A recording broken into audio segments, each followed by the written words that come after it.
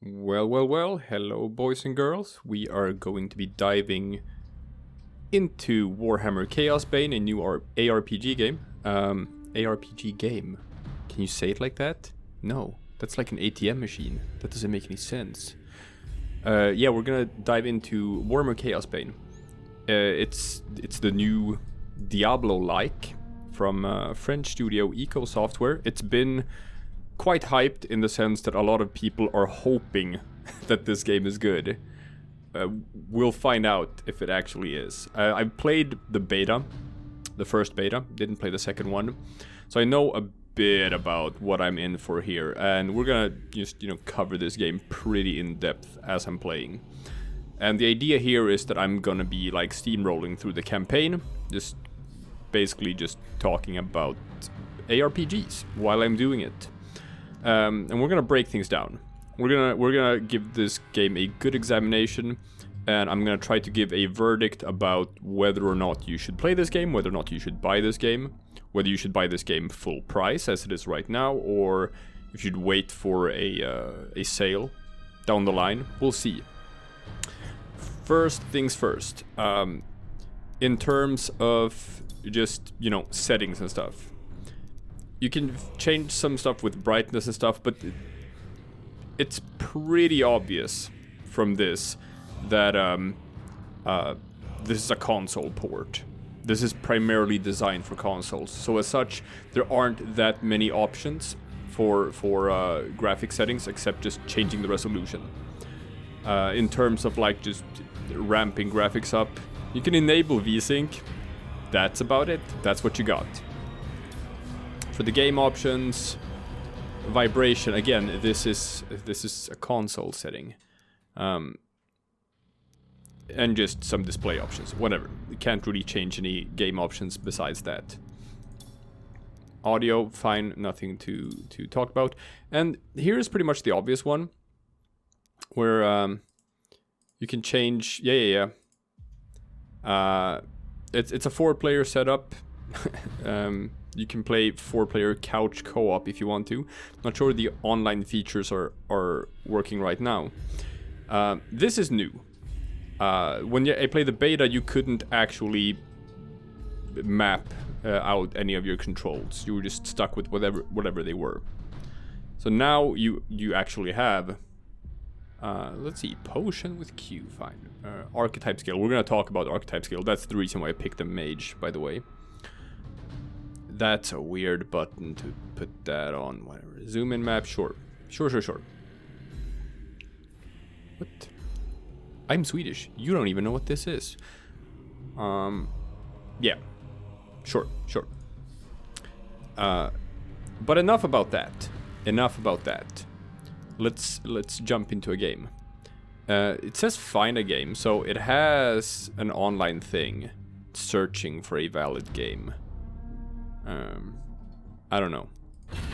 The High Elves of Ulthuan are masters of the winds of magic, and none are more renowned than the High Princes of Safri. You were born to a life of great power and privilege, destined one day to take your place among the archmages at the Tower of Hoeth. The arts of magic came easily to you, but as your skill grew, so did your arrogance. A rivalry with another student at the tower spun out of control, culminating in a magical duel that left your rival dead and one of your teachers crippled. As punishment for your recklessness and disobedience, you were banished from Ulthuan until you had atoned for your crimes. Cast out with nothing but a few magical tomes and the clothes on your back, you journeyed to the old world in search of adventure. At first, the news of the Chaos invasion meant little to you. Your people had been fighting the Dark Gods and their armies for thousands of years. But then you learned that Teclis, Hoeth's greatest living archmage, had come to the old world to offer his support to Magnus and the Empire. Believing your moment of redemption was at hand, you rushed north to join the Imperial army. Magnus accepted your offer at once, glad for another mage to battle Kul's sorcerers.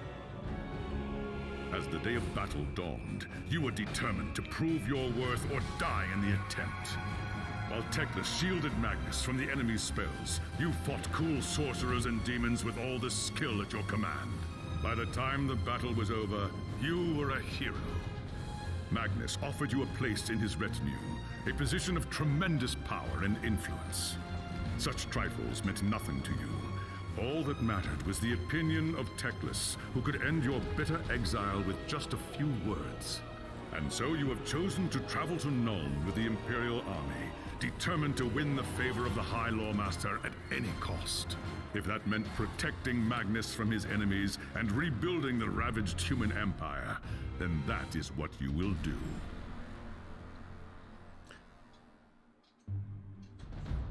So as the game starts, you get this little bit of backstory, just explaining why your character is and where he is.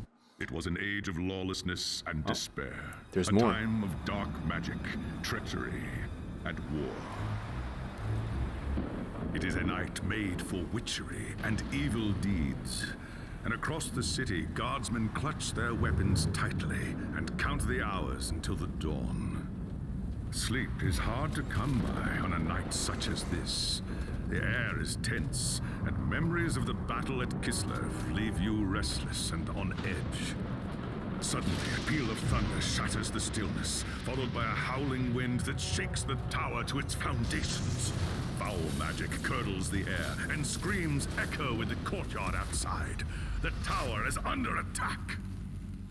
Dun, dun, dun. There is sorcery in the air. I can feel it. I'd best get to the courtyard and see what's wrong.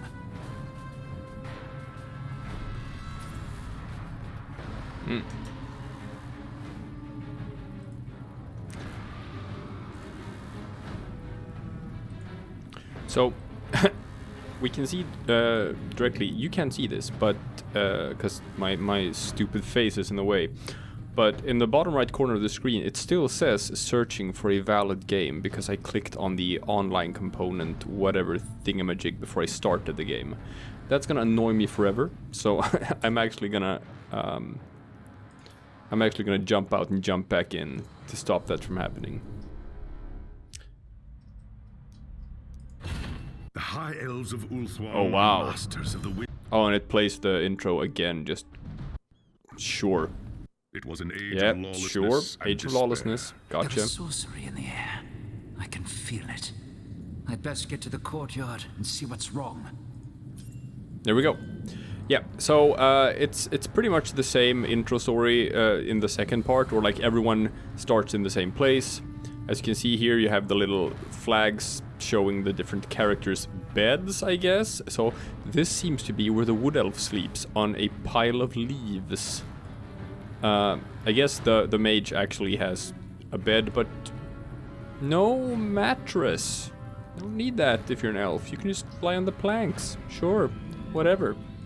And there's gonna be a stash here for like shared stuff between the characters. So far I haven't seen any reason to use the stash, because all the gear you find is gonna be like just for your character and for nothing else. Ungos! The tower is under attack. Oh, wow. So clicking movement just cancels out his dialogue. So he didn't get to finish that line because I decided to start moving. Sure. Sure, I guess. And here I'm holding down the shooty button and characters die. So far so good. Yeah, got stuck in the environment there, but like stuff like that is minor. That's fine. Right now this doesn't look like much, but the mage, he's obviously like the whoa, okay. Sure, thanks for telling me about the potion. Not sure why. I have to press. Oh, I have to click this thing. I can't. Okay. All right. That's a bit of a annoying pop-up, but it's fine. It's fine. Thanks, Sigmar, you're here. There's monsters everywhere. The tower's being overrun. So I guess he doesn't continue by himself. I have to click on something to get him to. I can see that, you fool. Where is Magnus? So this time when I click somewhere, it doesn't actually move me. It just stays in the dialogue. Upstairs in the throne room. There's armor in a chest by the stairs. Take whatever you need, but hurry. All right. You have new equipment. Press I to view it. Gotcha. Let's go to the inventory. Select a slot and interact with your equipment. Sure. We're gonna talk about this later. There are good things and bad things about this inventory. It's been improved since the beta. Here you can sort by like different types. You couldn't do that before. But other than that, everything's just gonna be like just in a big pile here. I'm gonna see if this... Immediately there is one quality of life improvement from the beta, which is that equipped items do not appear to end up here in your inventory as well, which they did before, which was awful. This is fixed. Good. Very good. Thank you, Chaosbane. Very good quality of life improvement. So, even though I equipped a sword... Oh god, these pop-ups are just... break the game. I hope this is gonna, like, eventually tune out. Because... I gotta level up, I guess, so I got a new skill. And we're gonna talk about this one. Right? Yeah, gotta level up. So far... Like, even though he is a mage... As you can see, if you shoot, he doesn't actually use his sword and staff. He will get, like, depending on what you use as your generator, as it's called, your left mouse button attack. With some of them, he will actually swing the sword, which is good. So we got a new skill now, and it's this thing, right? See, it's a bouncy ball. And that's your RB, your right mouse button attack. And I'm gonna stop here because we have to talk about this. The Mage has a cool thing they did in Chaosbane is that every character has some sort of unique thing that you can do with holding down the spacebar or using the spacebar for some reason. And with the Mage, you have the ability to guide his spells. See that? I'm guiding this spell with the mouse. And every sort of spell that travels like in a slower path can be guided. So this spell can be guided, other spells can be guided, right? So far so good. When I release it, it goes back on its merry way. However, see this? You see this? If I'm just holding the mouse button still, this spell stays in place. Doesn't move. I'm gonna do a thing here. I'm gonna get my gamepad. I'm gonna turn on my gamepad, because, like I said, this game is a console port, and this is a bit of a problem. Let's see if we can get this to work. I might have to fiddle a bit here with the options to controls. Yeah, same. Keyboard, no. No, I want...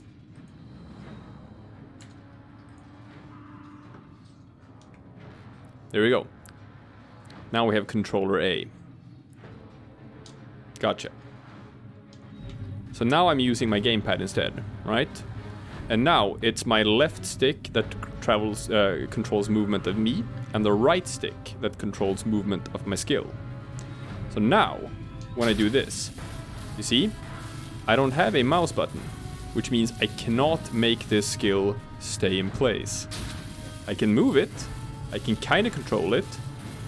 I'm running with my analog stick, and I'm guiding this with the other analog stick, but I cannot make this orb stay in place the way that I can if I'm using a mouse. So I'm gonna show you what that means for the effectiveness of the skill. It's pretty good, right? It's pretty good. Yeah, it's telling me about the archetype ability here. Yes, yes. Thank you, thank you, thank you. I have to hold 8. Oh, wow. Woo. Woo. So, yeah. So, if I don't control it, it's just going to drain my mana right away. So, it's pretty good to be able to control it. Like this. However, being able to control it with your mouse is a different world. So, I'm just going to switch back to this keyboard. Right? I just wanted to show you that, because it's gonna be a bit of a rant. There we go, there we go, there we go. We're back. And I apologize for my extremely loud mechanical keyboard. I'm gonna try to... No, I'm not gonna not be able to click on buttons. I'm gonna click on buttons. Don't worry about it. It's gonna be loud. I like the design of this room. This looks nice. It's like the Emperor's throne room. Looks very cool. We're in for another cutscene now, so I'm gonna shut up and let you all enjoy the cutscene. Oh, not yet. There we go. As you reach the throne room, the air seethes with foul magics. The Chaos Sorceress stands before the throne, and Magnus, the savior of the Empire, is caught within her spell. Shouting a challenge, you prepared your counterspells. But the enemy struck first.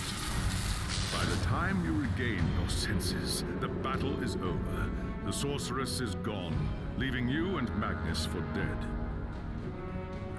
The shouts of angry men fill the throne room. But these are not guardsmen. They are witch hunters, the Empire's feared inquisitors, led by none other than the infamous Heinrich Voss. You are under arrest for the murder of the Emperor Magnus, Voss declares. You try to tell him about the sorceress, but Voss refuses to listen. I see no sorceress here, he shouts. Only you and a room full of dead men. Confess your crimes, elf, Voss threatens. We will have the truth from you one way or another. After a week in the dungeons, you'll tell me everything I want to know. So this is a bit weird. Before the witch hunter could make good on his threat, a commanding voice filled the room. Like, stop this madness at once. they have voice actors for Voss and Teclis. Sorcery of the darkest kind. And yet it's the narrator who's reading their lines in this intro. Magnus in silence. He lives, thank the gods, the High Elf says at last. But he is in the grip of a powerful curse. It is only a matter of time before he succumbs. No one outside this room must know what happened here. If the people learn that Magnus has fallen, then everything he fought for will have been for nothing. The fate of the Empire lies in our hands. We must find this sorceress and end the curse before it's too late. And I find it... If Magnus dies, the Empire dies with him. I find it super weird that they didn't just use the voice actors for those characters to read their lines, and why the narrator instead like doing an impersonation of them. Because now we talk to Teclis, and he has a voice. There are dark and terrible forces at work in the city. It's weird. To find the sorceress and defeat her, we must confront the dark cult that has taken root in Nuln and expose its secret master. Command me, High Lord Master. I will show these humans the might of Azure. Your courage does you credit, young prince, but do not underestimate your foes. They are more treacherous than you can imagine. Voices are The fine. tower came from the sewers that stretch beneath the city. So long as the enemy controls the tunnels surrounding the tower, our position here is vulnerable. And if you think like anything first task about is this opening Enter thing the is tunnels different, and depending on drive which the character you're cultists playing, back no, it's from not. the It's going to be the tower. same for everyone. Kill everything in your path, but beware. There is no telling what foul things await you in the darkness. So everyone starts with talking to Teclis, but it works best with the Mage. It makes most sense that it would be him. And like I said, they had that little thing before the introduction to sort of give everyone a backstory or like a reason for why they're here. Because, and I haven't looked at the other ones. Some of those are weird. Like a high elf mage from Ulduan should not be in the Empire. Teclis is pretty much one of a kind here. And it's even weirder that a dwarf slayer or a wood elf waywatcher would be part of the Imperial army in any regard. So I'd have to watch their introductions to see how they explain that. But I guess that's the reason why they decided to not let you rename your character. Why it has to be this Elan tier or whatever for lore purposes. Who knows? Maybe that was a Games Workshop thing. Maybe they didn't want you to be able to run around with a high elf mage called Pussy Slayer 69. That could have actually sort of been a decree or something. But it does, to a little extent, hurt. Oh, no! Thank you for the energy management. Thank you. It does, to a small extent, actually hurt long-term like replay value of the game, because everything about these games is just you want customizability. You want your character to sort of like feel different, right? If you play one elf, then you want to like maybe go back and play another one at a later date, and then he has to be named the same. So you're gonna have a character screen with just 4 or 5 Elan tiers on it, which is gonna feel a bit weird. Anyway, I'm gonna show you you know what I was talking about before with that orb? Look at this. See that? Look at this. Yep, melts. Everything melts. I just guide the missiles. I don't even have to do anything else. I'm just gonna hold my mouse button here, and everything that comes close to me just melts. Because what I've done is I've taken a skill which was supposed to be like a one-hit skill. It's just gonna hit you, and then it's gonna pass you, and then it's gonna go to the next guy, and then it's gonna bump into the wall. And what I've done instead is I've turned this into what is referred to as a dot, or damage over time. And this is kind of like crazy in just how much more powerful this skill becomes when you use it this way. It pretty much trivializes the game. As you can see, nothing can get close to me because it dies. And this is I choose to pick this as something to bring up in like the very first video I do, because this is a bit of a problem, and it is indicative of sort of like how it is very clearly a console port. Like, I'm gonna show you later what I can do if I'm actually playing seriously, which I'm not right now.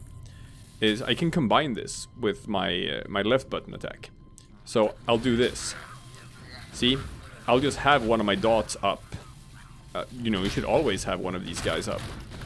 And while I have that, I also just hold down my my left mouse button. See, now I'm doing even more damage per second, because now I'm using both skills. One as a damage over time to everything close to me, and one thing to just, you know, blast some more. Now I've unlocked another skill, which is, I think this is the teleport skill, right? Another skill that works, let's see, so that's on my one, yeah. So this is another skill that works differently on PC and consoles. In that, on consoles, it's always going to teleport you a certain distance. Right, it's always going to teleport you the maximum distance it can. Because you can't sort of point at the screen where you want it to go. Whereas if you do it here, I can actually... Yeah, see, I only want it to go like 1 inch forward, and then it's going to do that. So with this, I can actually aim where I want to go. Again, just skills that work differently depending on which platform you're using.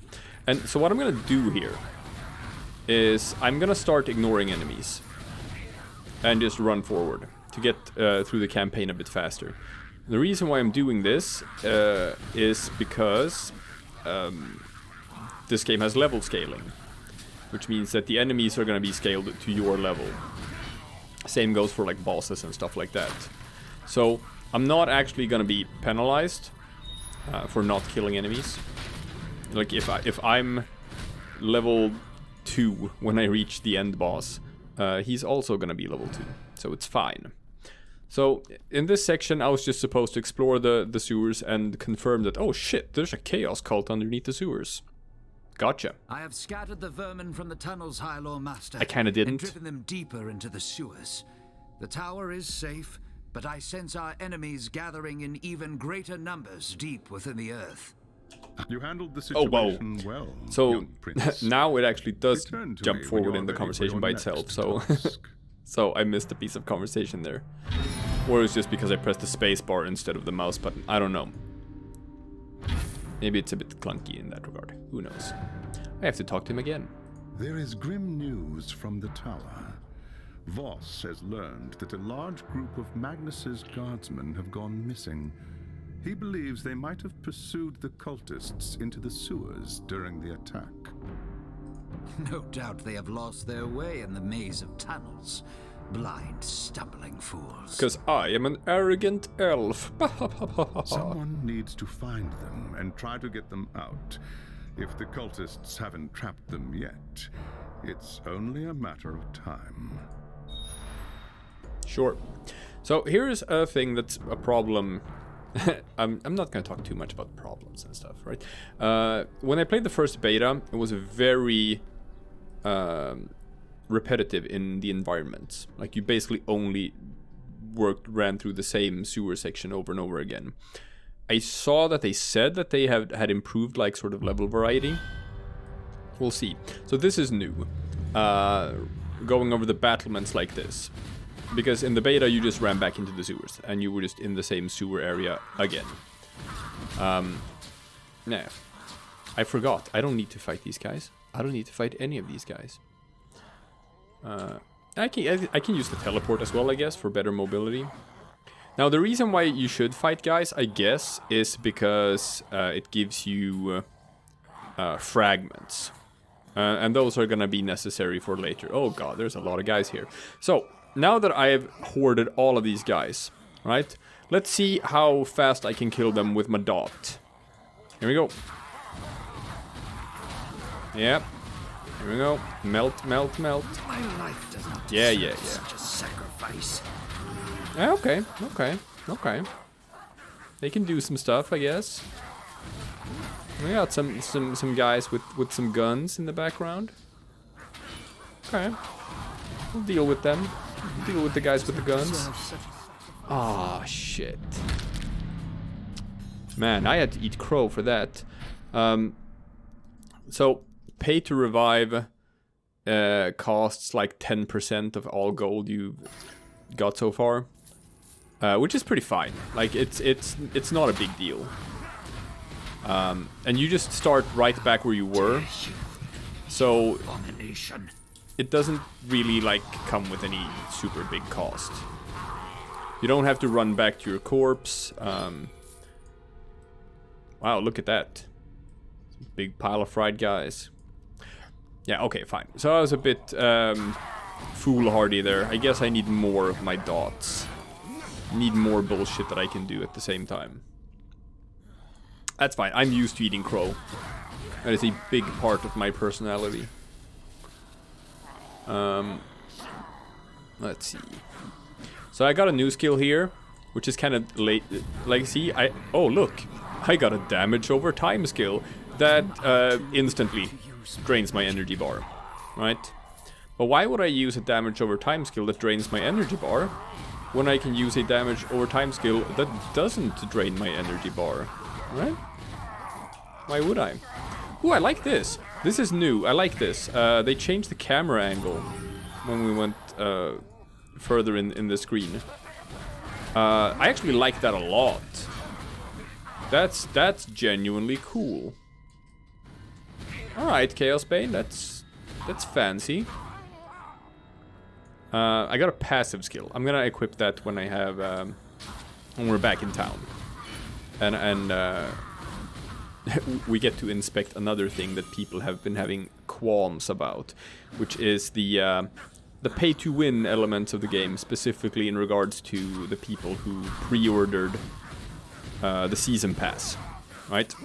Because they are getting items that other people are not getting, and we have to look at this. We have to look at this and find out how egregious it actually is. Now, I'm a bit underpowered right now because I haven't equipped any of the new stuff I've picked up, which probably isn't all that relevant. It's gonna, if it's like any other ARPG, it's very quickly gonna become like obsolete. Yeah, same as in any other game. You can just see if it's red, it's bad. If it's green, it's good. So this is straight up 10% more damage. I should probably be wearing that. Cool. Okay. Let's see if we can continue with just running past enemies, which was my original plan. Whoop. Yeah. That works just fine. You know what? Let's go to the skills. Yes, I have skill points. I can equip skills I purchased them with skill points. Understood. I have 6 points available. Sure.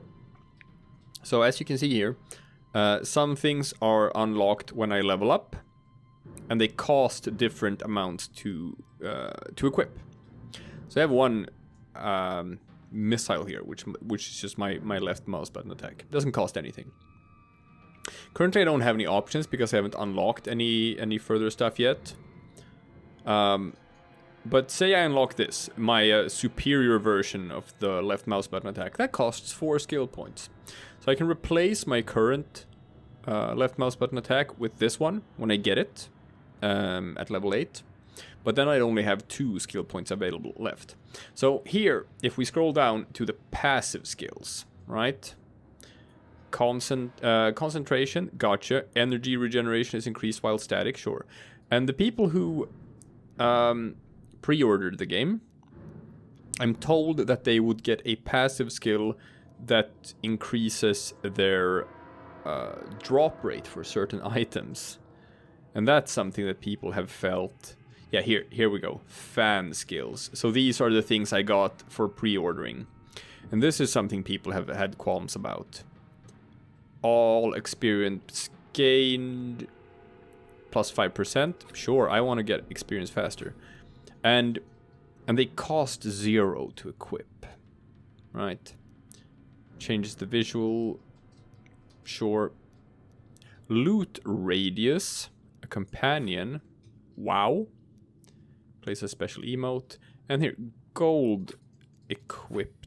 Sure, so I get more gold, I get more EXP, I get more loot radius. Other than that, it's emotes and cosmetics. I'm sure more stuff is gonna unlock later. Now, I haven't unlocked the god skill tree yet. When we get to that, oh look, I have a companion. It picks up loot for me. Does it work? Let's see. Pick up my loot. Pick up my loot for me. Or do I have to be closer to it? No, it's not picking up a loot. What is the companion doing? It said loot radius. What does that mean? Does that mean... What does loot radius mean? This is another sort of mini point of contention in the game, that like a lot of stuff isn't really explained. It doesn't really say what the skill does. If you go back to like your character status here, if you look at some of the stats, right, where you have like, let's see, counterattack damage, armor piercing. What are these stats? What do they do? I guess counterattack damage is the same as thorns in Diablo, right? So a certain percentage of enemy damage dealt to you is reflected back on them. I guess that's what it does, but I'm not sure. It might not be. Armor piercing, I have no idea. No idea whatsoever what that actually does. So I don't know if that's a stat I should prioritize or not. Preferably, what I would like to do, or what I would like to have, is some sort of mouse over. I would like, when I hover over a stat, that it just tells me straight up what that stat does. Oh, okay. I guess I found one of everything. I am fully equipped for battle. Are these trousers better than my normal trousers? No, they're not. So currently that's not in the game. Hopefully that's something that's, you know, just gonna be fixed with time. For now, I'm just gonna keep on running through most of this stuff. I can pick up some treasure on the way. And I guess if I get cornered, I'll have to just melt everything real fast. But then I'll just be on my merry way. One small issue I have here is that, again, comparing things to Diablo 3, which is probably natural to do with any ARPG, is that you can't really outrun your enemies very well, because most enemies in the game are as fast as you, or in some cases faster than you. So no matter how much you run, like, they're gonna catch up with you. Which is... I don't know. I'd prefer if it wasn't like that. I'd prefer if you could run through things if you wanted to. Anyway. Okay. I got a new skill. Arcane Hail. Don't know what it does yet. Let's see what it does. Ah, so this is a skill I hold down. Understood. Oh, right. Oh. This is a weird one, folks. Because you know what this is? This is a left mouse button attack. It's a basic skill. So it's if I wanna, and it costs 0. So if I wanna like just replace my left mouse button with this, I can do that. So I'm not gonna do that. I'm not gonna do that. I would like to not have anything at all there, and I don't want this skill either. I know what skills I want. We're gonna get to that later. Damned cultist lured us into a trap. Tried to fight, but too many of them. Save your breath, human. I'm here to take you back to the tower. They took them. Anyone still able to walk dragged them, screaming, into the darkness. Forget about me. Find the others. Okay, will do. There we go. So this is the first time I noticed that there's like some sort of ambient music in the background. It's very subtle. And it's like it's not really music so much as just ambient sounds.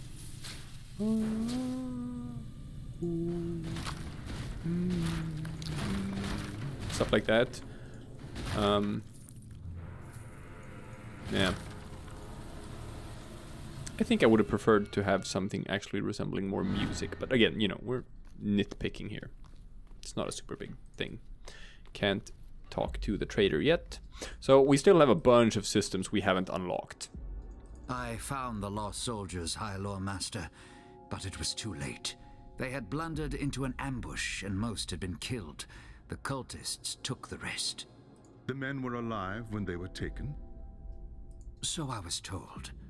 What will the cult do with the prisoners? Not prisoner. Sacrifices. Offerings to the Lord of Pestilence in exchange for more power. How would you know that? We must do everything we can to prevent this. Go and make whatever preparations you require. Then return to me as soon as you are ready. You know, I would actually like to be able to rename my character. It's not important that he has just this name. As far as I could tell before... Ooh, Collector's Guild unlocked. Don't even know what that is yet. Well, actually, I think I do know what it is. It's just a normal trader. Throughout Act 1, if I can remember correctly, there is only one character who at one point refers to him as Elantir. Otherwise, no one says his name. Okay, I visited him. Oh, I have to click on him again. Gotcha. So, I can't trade with him yet. Understood.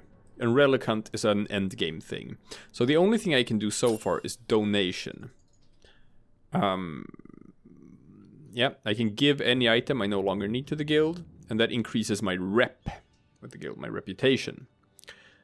The guild does not sell items, but it will offer you a unique reward each time you increase your reputation level. Gotcha. So I've got some stuff here. First of all, I have to just... Wait, what? Hold Alt to move... yeah. Hold Alt to move to the secondaries. Oh, God. Is that equipped now? No. Jesus, that's... Oh, that's clunky. No, we have to leave. Okay. And I have to equip it from here, I guess. I can just right-click to do that. So, mostly this works fine. And I guess I'll just hover over everything to see if it's better or not. So now, everything here is just garbage. These are things I don't want. So I'm just gonna go to this guy here. And quick trade. Trade all. Confirm trade. So that's... I hope this won't trade what I have equipped as well. I hope this only trades what I have unequipped. Let's... Let's find out, shall we? Ah, whew. So my reputation is still 1, and I didn't get very far on the reputation bar either, but this actually eventually will give me new passive skills, among other things. So now I have to go and visit Teclis up here in the throne room, now that I've looked at the Collector's Guild. Gotcha. Hi, Teclis. There is no time to waste. Even as we speak, the cultists could be preparing to sacrifice their captives. We cannot let them succeed. Consider it done, High Lord Master. You may count on me. The enemy will do everything in their power to keep you from reaching the captives in time. Choose your battles wisely, young prince, and make haste. Understood. So down here we have... Aw, look at him. Look at him trapped in a spell. Ooh, that's some... Ooh. Oh, I'm not even clicking anything right now. Ooh. Ooh, that's some good screen tearing right there. Ooh. It's juicy. Gotcha. Let's see. So, we have to save the prisoners. What does that mean? Where would we have to go to save the prisoners? Maybe, just maybe, we have to go back down into the sewers. Do you think there's gonna be a new environment? Or do you think it's gonna be... it's the sewers. Gotcha. So now we have to save prisoners. Again, new thing compared to the beta. In the beta, this was not a timed challenge. You just have to save them. Now you have to save them in 10 minutes. Do they still have a voice line that they're gonna say when you save them? Let's find out. You saved my life. Yes. Maybe one day I'll do the same for you. Doubtful. So I think all of them are gonna say that voice line when you save them. But since it's timed, we are pretty much incentivized to just click past that as soon as we can. Well, let's just ignore all of these guys. I wonder what their like aggro range is. Are they eventually gonna stop following me if I just run away from them? Or are they gonna follow me forever? We'll see. I would hope that they actually like de-aggro at some point. Doesn't seem like it. It seems like they're just gonna chase me till the ends of the earth. Well, let's just run past all of these guys. Ew. You guys seriously need to work on your home improvement skills, because this place has seen better days. It really has. Like, I'm not one to judge normally. I don't want to. I feel like, you know, I'm not the cleanliest person in the world either. I admit it. I'm at fault.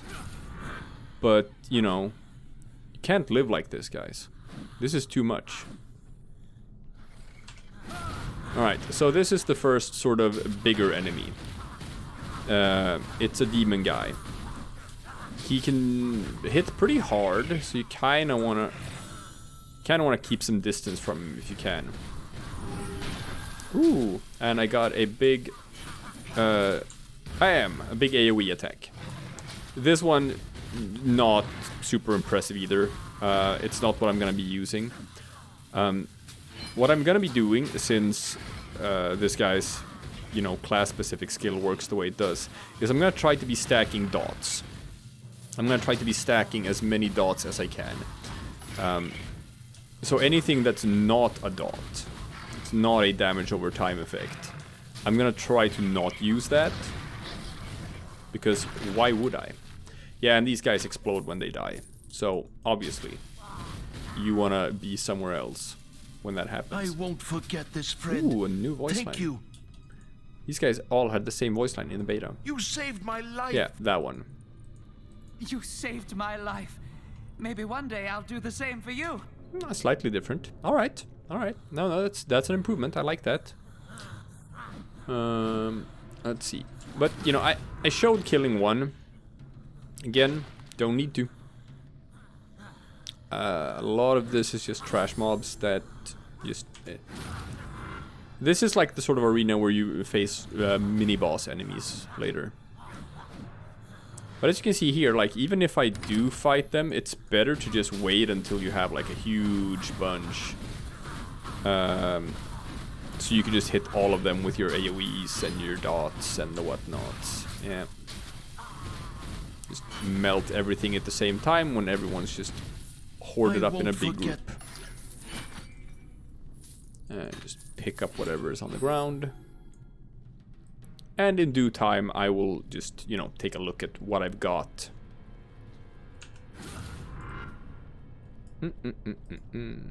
Lovely treasure. You saved... Yes, yes, yes, I've saved your life. I don't need you to tell me that I saved your life. I know I saved your life. You are incapable of saving your own life. Shitty little imperial peasant. Do you even know who you are talking to? And I can't click on him. Probably because there are a bunch of enemies nearby to prevent cheesing tactics like this. Well played, developers. Well played. I see people did that in the beta and you kind of like wanted to prevent people from doing that. Impressive. Impressive. And I have to leave the sewers. I am perfectly fine with leaving these sewers. But as you can guess, we are gonna be back in these sewers before long. I guess, sure, thematically, we're fighting the cult of Nurgle. They are the chaos god of plague and sickness and disease and pestilence. So they worship icky stuff. That being said, you know, there's so many ways you can do icky stuff. It doesn't have to be just sewers. Like, for example, my apartment before I moved in with Anna. Could also be referred to as a cult of Nurgle. Anyway, gotta talk to Teclis. If you think that Teclis is gonna send us back into the sewers, then that's very cynical of you. The captives have been freed, just as I said they would. Not a single human was sacrificed. You have done well. The Chaos Gods withhold their gifts from those who fail them. This will weaken their cult and increase our chances for victory. Now is the time to press our advantage. Return to me as soon as you are ready, and I will have a new task for you. Yeah. Ooh, I have an improved version of my normal blast. It is a better version of my normal blast.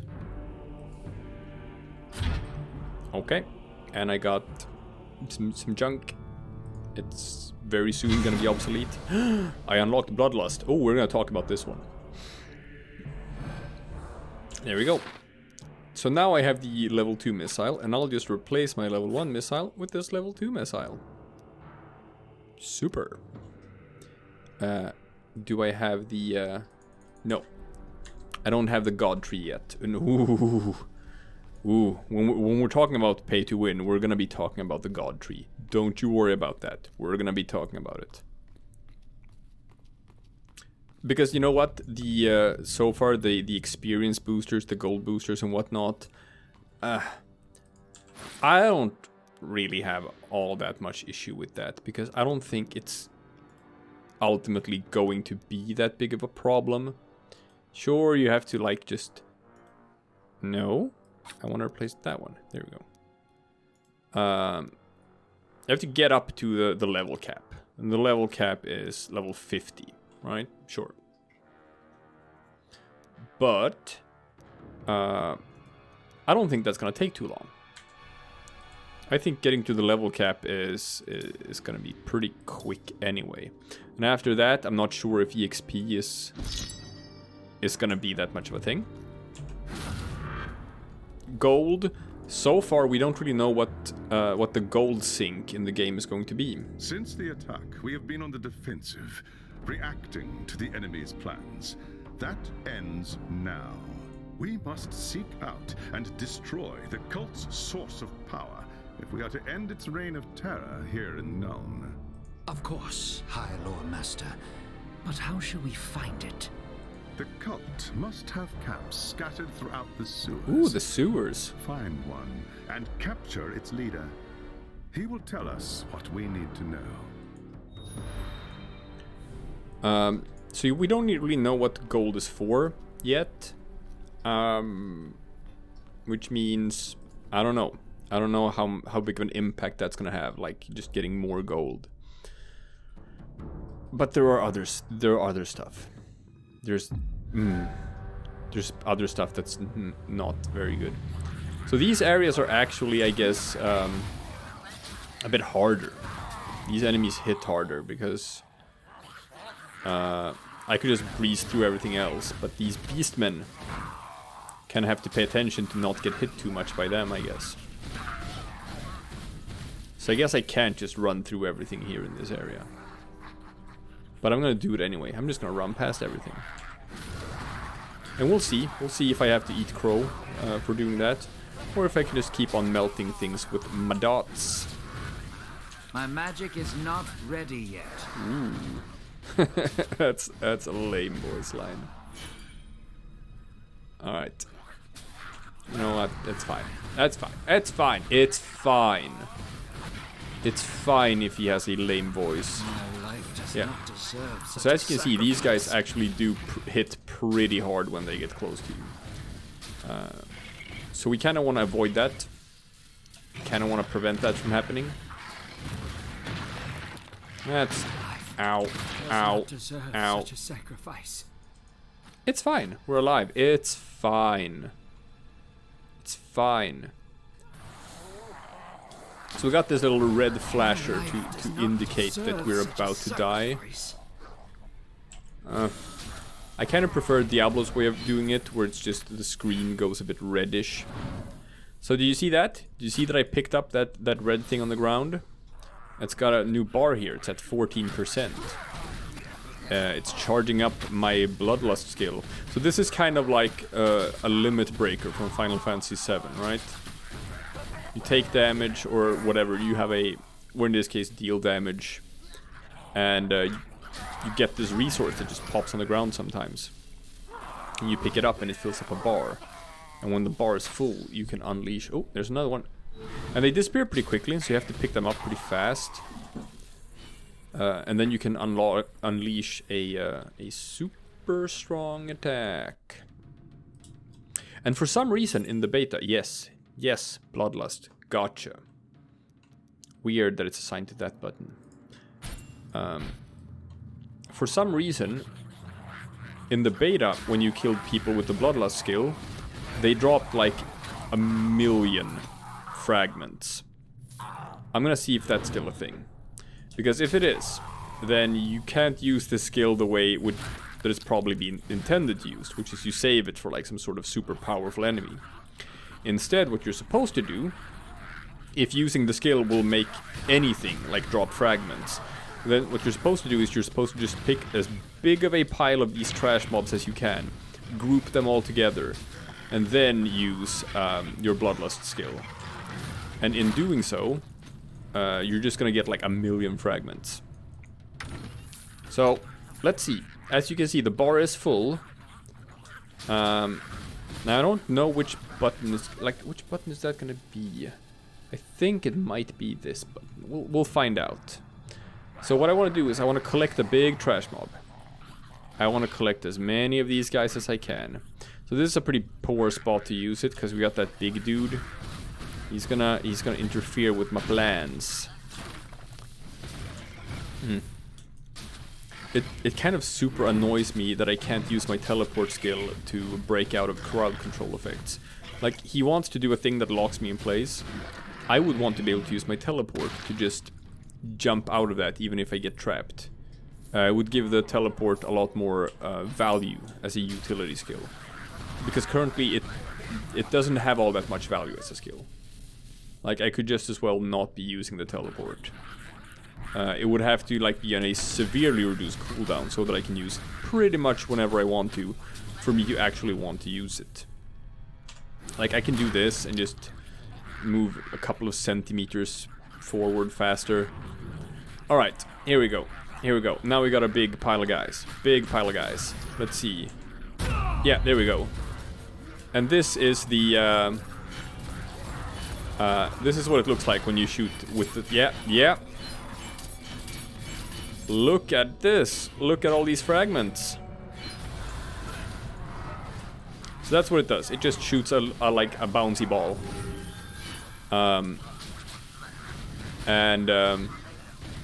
Anything that dies drops a fragment. And in terms of just collecting shit, let's see. As you can see, we have like 1 million fragments now, which is gonna be important later. Don't you worry about it. We'll get to it. Can I hold Alt to compare to the other one? Yeah. Excellent. So that's how it works. You hold Alt while you right-click it to assign it to that one. Gotcha. Alright. Got some new skills. And now I have the... my dot is upgraded now. Costs 10 skill points. My current one costs 5. But I have 6 available, so it's fine. Bam. See that? Now we have a fireball. And you see this? Do you see this? Do you see how it leaves fire on the ground?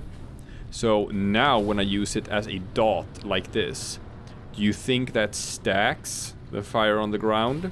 If you guess that it stacks, I'm just saying you may have guessed correctly. And what was already kind of ridiculous before just became kind of super ridiculous. So let's see. What's the damage like now? Yep. Things are melting. I smell elf flesh! Kill the unbeliever! This guy's voice, not a fan. It's weird. Anyway, here we go. I'm just gonna shoot off a bunch of these. Just cover this entire area in flames. It's already getting pretty trivial. I don't really have to... Ooh, yellow item. I don't have to pay all that much attention to what I'm doing. Like, I'll just shoot a couple of these and they're gonna bounce around in the room, cover the floors with fire. Right? And once I've got my floor fires, I'll just use my dots. There we go. Kill that guy and that guy. Easy peasy. So now what I have to do is I have to go and collect all this shit. Because when I talk to this guy, I think it's gonna be the end of the mission. So if I didn't collect this shit, I wouldn't be able to. Niggle rot, you elf! May the Lord of Pestilence turn your guts to slime! I know what you were going for here. Your twisted god cannot save you, beast man. Now stop your bleating, or I'll show you the true meaning of pain. Oh, okay. So they fixed that. Now I actually get to leave the sewers by myself. I like that. So what I would want here when I pull up the inventory is I want some sort of indicator for what's new. I want some sort of indicator for what I haven't already looked at before, because otherwise I have to go over all of these again. Because it's kind of unclear how it sorts things. Does it sort by max? No. No, I don't know. That could use some improvement. Anyway, like, look at what like Warframe did with the Grineer. Just that's how it sounds like when you have someone who's kind of like they've become sort of janky as a person because of genetic deterioration, or in this case, chaos mutations. So they have to like sort of force their voice out because their vocal cords don't really work the way they used to. That's supposed to sound a certain way. You can tell when it sounds that way. That's not what this guy sounds like. This just sounds like just a guy screaming his lines. I have a prisoner for you, High Lord Master. An Ungor, taken from one of the camps in the sewers below. Leave him to me. I'll have the answers I seek, one way or another. Return to me when you are ready. All will be made clear then. Uh-huh. More EXP. More gold. Still don't know what gold is for. There we go. Now we have the personal stash. I still have not found a reason to use it, but you know what? I don't know. That could be an endgame thing. Now we have to go and look at our personal stash tab. So as you can see, so far I have only found the mage stuff with the mage. So yeah, you can see with the E here that it's equipped. I haven't found any item that would be for another character, so I don't know what what the shared stash would be for. But we'll see. We'll see. That might be an endgame thing. Fortune is with us. The Ungor required very little persuasion to turn on his human allies. The creature says the leader of the cult is a man named Friedrich Kessler, and has offered to lead us directly to the cult's shrine, located deep within the sewers. How can we trust him? This has nothing to do with trust. If there is one thing that all followers of Chaos have in common, it's supreme self-interest. They will betray anyone and anything in order to protect themselves. Faced with certain death, the monster will not hesitate to turn on his former friends. I see. And what's to stop him from doing the same to us? At the moment, the Ungor fears you more than he fears the cult. I suggest you keep it that way. Right, so we have to descend into the sewers and follow this guy. So how many seconds do you think it's gonna take before this beast man betrays us? If you guessed 0 seconds... What is the meaning of this? Rise! Spawn of Nurgle! Slay the unbeliever for the glory of the plague god! Gotcha. Whoops. And here we go. Boss fight. Or, I don't know. It's just a bunch of guys. It's the same guys as before. Right? It's the same guys as before. Ooh. There's a champion of chaos here. I guess they have a sword. That's what his deal was. He has a sword. He also has a sword. So, you know. I don't know what's so special about the champion. And that guy's just walking. He's just walking. Walking toward me. Right? And that's... we didn't really get anything else out of that. So now we just have to leave the sewers. We got betrayed. We learned nothing. We killed everyone. And now we just gotta go back home. Well, we did learn the name of the leader of the cult, but we already knew that. He already told us that much. So now he just led us down here into the sewers to get killed. But other than that, you know, I don't know. I feel like this whole thing with that Beastman is kind of a missed opportunity to tell a more interesting story. Instead of just introducing this plot point here and it kind of goes nowhere. And then it's done. And no, still no. Ooh, look, a new enemy type. He is slightly bigger. Yeah. And there's one, like, you can kind of like tell they're wind up, and then you just have to sort of avoid them when they do it. As you can see, we're already at the point with Elantir where the damage output is kind of stupid. Like, I just hold the mouse button on the enemy, I shoot one of my dots, and that's it. I don't really have to pay attention to what I'm doing. This is not the right way. I just want to see if there was a fun little chest down here. The right exit is always the level exit. There's not that much variety in this, unfortunately. So yeah, and that's the thing, this isn't balanced. If you play on console, this is not how Elantir works. This is not how he plays. If you play on console, you cannot use this skill this way. Like this. See there? Just holding it like that. You just can't do it. That's not how the skill works on a console. But it is how it works on PC, and that is a bit of a... Oh, they changed things up. That wasn't the exit. Cool. But it's not how it works on console. So he plays very differently. And And it's probably more fun on console, because then you can sort of like, you can run and guide the skill at the same time, which you can't do on PC. Since I have to click with the mouse to move, there's no like WASD movement in this game. And I have to use the mouse to guide the missile. I can't actually guide the missile and move at the same time.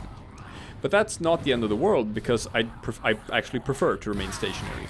Because by remaining stationary, I can just hold down my left mouse button and blast attacks while I'm guiding my dot. So, you know, that accomplishes kind of what I want to, which is a stupid amount of damage per second. That's all I'm really after. I just want the DPS here. And this is how I played the Mage in the beta as well. I just try to clump up as large of a group of enemies as I can. Want everyone to get as close to me as possible. And then I'll shoot one projectile and everything melts in like half a second. Which I don't think this is how the developers meant for the character to be played. Because I think when they designed the game, they designed it around playing on a console. And using the gamepad as a cool way of like just enhancing him a little bit. Just a little bit different, in that some of his skills can be guided, and that like creates a cool effect. And the perfect example of that is when we get to the god skill tree. Because there's like a bomb that this guy gets that you can detonate, and if you shoot that bomb from I just gotta get some fragments here. Nope, wrong button. If you shoot that bomb from his like on console, it's gonna emanate from him, and then you use the projectile guiding to let's see, where am I supposed to go? Oh, that's where I was supposed to go. Gotcha. And then you use the projectile guiding to sort of like move it forward in whatever direction. But with a mouse, you can just point to where on the screen you want the detonation to occur. You don't have to guide it at all, because it'll just spawn in the spot where your mouse cursor is when you use the skill. Which, again, is just not how the skill functions when you're using a gamepad. And it's weird. It's weird that they made it that way. Hi, Techlis. Your plan was shit. The Ungor deceived us. He led me into a layer of Chaosbane, knowing he would be the first to die. I had not expected this. No mere human cult could command such loyalty from an Ungor. How can that be? I do not know. And that troubles me.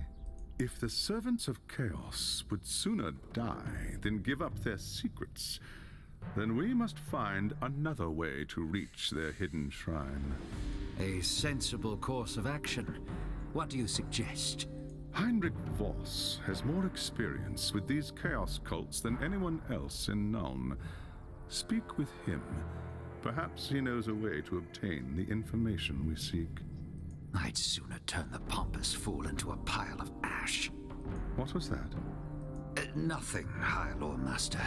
I'm sure Witch Hunter Voss will be happy to help. So, like, Warhammer has a ton of lore. I love Warhammer. I love Warhammer Fantasy. I love Warhammer 40k. And one thing, let's see, a chance blessing, which gives a loot bonus while the character remains undefeated. Yeah, sure. Okay, sure. And it's one thing that kind of, I was so, right. So here it is. You can actually see new things. These little things. It shines there with the little star. It shows a new item I haven't looked at before. Gotcha. Let's see. This is, slightly better than the ones I'm wearing. This is way better than the ones I'm wearing. Oh, but now the stars went away. They were only there for a little while, and now the stars are gone. That's... No, it should remain and keep blinking until I have hovered over it. So I don't have to pay attention to which ones I've looked at and which ones I haven't looked at. God, this is easy stuff. Okay? This is some basic shit. I should not have to tell you this. And there we go. My reputation reward for rank 1 was 100 gold coins and the Tomes of Knowledge, which is a passive skill. Thank you for your good work. Here's a little reward. Yeah, well, you told me that after you gave me the reward. That's weird. There we go. So, this is where you do the reputation stuff. Here, for Collector's Guild skills. So here, I can get more EXP gain if I want to, and they're placed up here. Hell yes. So I already have plus 5% EXP. Now I have another plus 10% EXP. Excellent. And I have other, let's see, enemy regeneration is increased while static. Consuming energy heals all players. So that's like a group thing I'm never gonna use. Never gonna use it.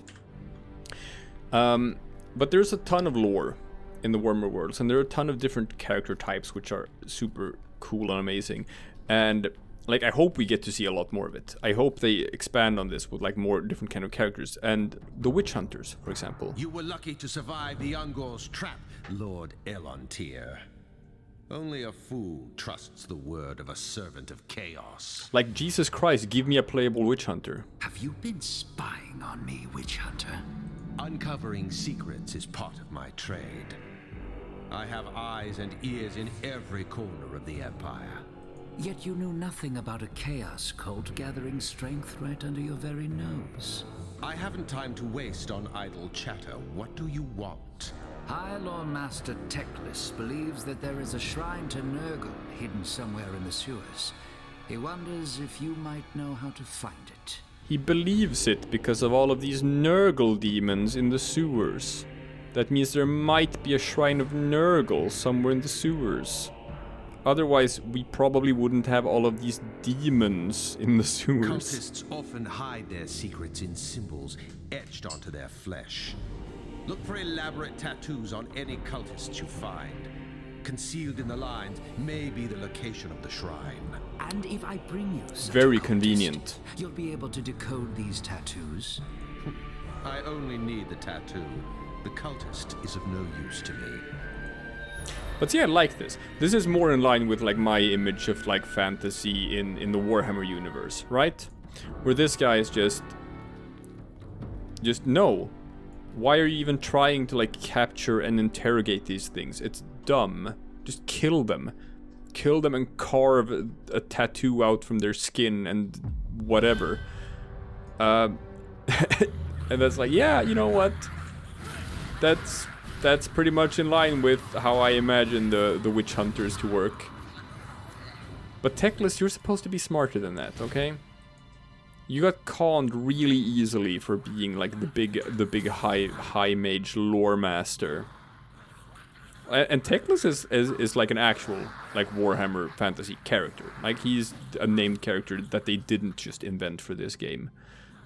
You'd think Games Workshop would be more like trying to not make him come across as an idiot. But, you know, in this case, Teclis, you were a bit of an idiot. Great, I got an improved teleport, which is just like, I think the teleport is, yeah, create a magical explosion when you show up. Super not worth 10 skill points. You know, the damage is completely negligible. Again, you can just ignore all of this. We don't have to fight them. Yeah, ignore this too. Whoop. See that? Not gonna fight a single one of them. And we're back in the sewers. How about that? And I think it's time, like, to address the elephant in the room, which is these sewers. Again, like always, the comparison will be to Diablo 3, because Diablo 3 set the standard for ARPGs, and that game came out a long time ago. It was many years ago that Diablo 3 came out. I fully acknowledge that this is a small game studio. I fully acknowledge that they do not have the same resources as the titan that is Blizzard Entertainment. I get that. This is a game on a much smaller scale, and that's fine. But if you look at like for example, Act 1 of Diablo. You have forests, you have villages, you have open areas, you go through mountains, you go through caves, you go through catacombs and crypts, you go through a big manor with a chaotic infested dungeon and shit. There's just like 20 different environments and like area types just in Act 1. And as the game progresses, it's just more and more and more and more. Yeah, kill the unbeliever. I was making a point, cultist, okay? I was making a point, and you were kind of ruining that. Thank you. Just shut up. Thank you. Cool. And in that regard, it's like two area types so far in this act. Like you have the sewers, and granted, the sewers have a bunch of different tiles, right? This is new. This sort of just tile with this water wheel here. But we're still kind of just in the sewers, and you can see on the map where like the different sort of like tile sets connect to each other. You can see that little line right here, right? Oh, whoa, what's that? Oh. What? No. Ooh, that's a bug. I just held down tab to look at the map, and that's... Ooh, that's not what it's supposed to look like. Okay, sure. Whatever. It'll be patched, people. It'll be patched. It's fine, don't worry about it. Cool. Maybe this is the guy when I talk to him that like it just jumps you out. We'll see. What was my point? Oh yeah. Like variety of environments and The stuff. witch hunter had better be right about this tattoo. Nope, I have to leave manually. Gotcha. Whereas like it's not enough. It's just not enough variety. So we'll see what happens in like acts 2, 3, and 4. But like once you've played a couple of hours of this, it's like, yeah, it's the same sewers. Seen these sewers, been in these sewers. And I would like something more. We were out in the battlements. In the beta, we were only out there for like one scene. They fixed that, so now we're out there for 2 scenes. Sure. That's better. That's... as soon as I hover over something, like all the stars disappear and I can no longer tell.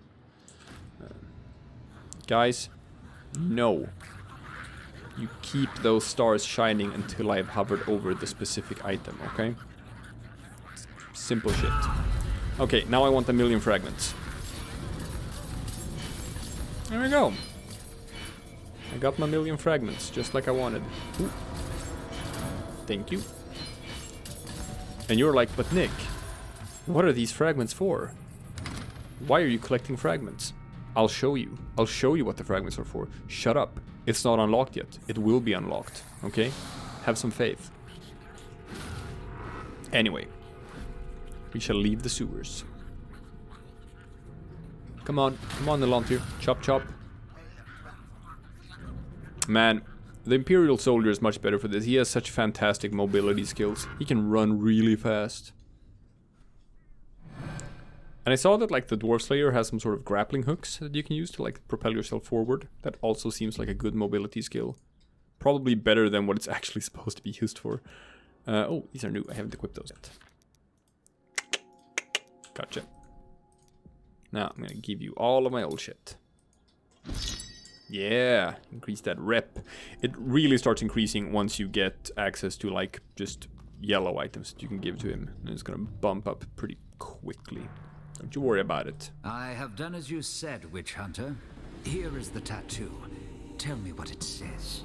The symbols should not be difficult to decipher. Return to High Lore Master Teclis when you're ready. I shall have the location for you then. Sure. And now we have a skill we're actually gonna use, because now we got a second dot. Got some more skill points. So check this out. Now we have a tornado. right? And here's what this looks like. That's the thing. There. So this can also be controlled with the mouse, as you can see here.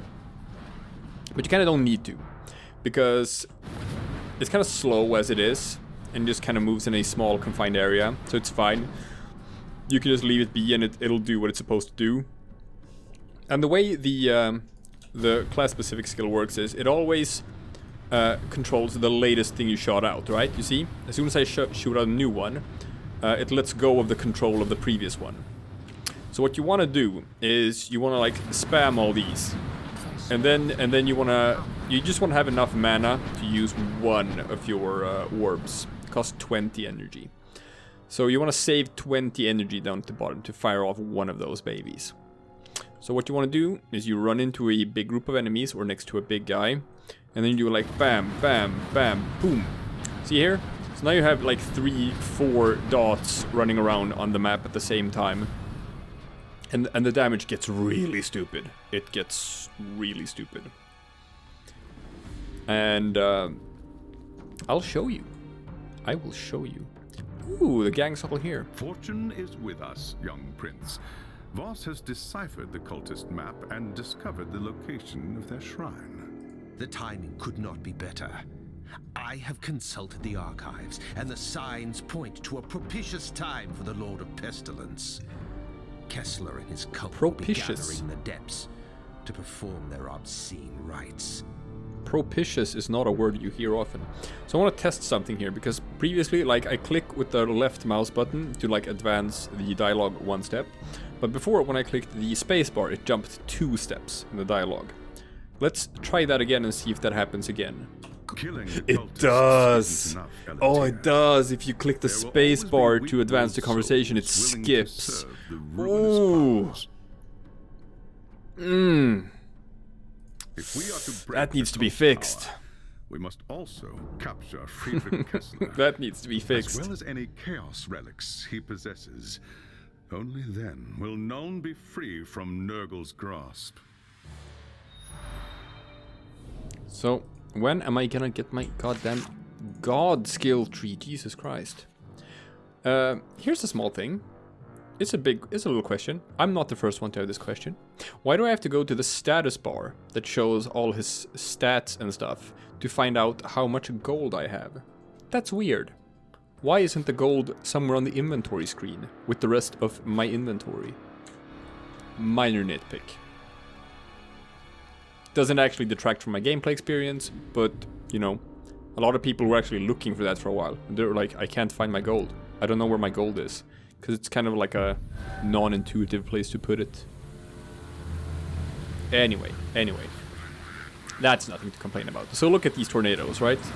Look at this. Just look at this. Stupid damage. Absolutely stupid. And since I don't really need to, you know, I don't need to shoot a lot of them. Just a couple are gonna do the trick. So I never really have to worry about resource management with this guy. You do on console. Then you have to actually like think about how you spend your mana, because since you can't control your dots this way, they're not nearly as effective. So you have to shoot more of them, and then you run out of mana. Not so much here on PC. I just shoot one thing and it kills everything. I'm always at full mana or close to it. So check this out. Big guy here. Bam, bam, bam. And come on, give me a dot, give me a dot. Yeah, there we go. And, you know, melts. That's it. I was just super next to him and it's fine. It's fine.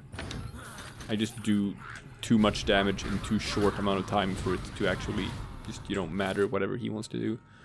Oh, better. Cool. No. Better. Oh, better. There we go. Same as Diablo, just what's red, what's green. If everything is green, then guess what? It's better. Ooh, here's a new enemy type. There's a big boy over there. A really big boy. Look at that big boy. But just like before, we're just gonna be like, watch out for him. He has dots. Oh no. Yeah, see that? You gotta stay away from his dots. Don't get trapped. Don't get trapped. And just spam your dots. And here we go. Let's see. Can we melt this guy? Ah, shit. I didn't watch out for his dots. Like, I'm a bit foolhardy here. Normally, I try to, like, kill his, like, his little teeny weenies before I go after him. So I just can, like, fight him without having to worry about these other guys, like, blocking me and stuff. Didn't do that here. I just ran in, which is a bit dumb.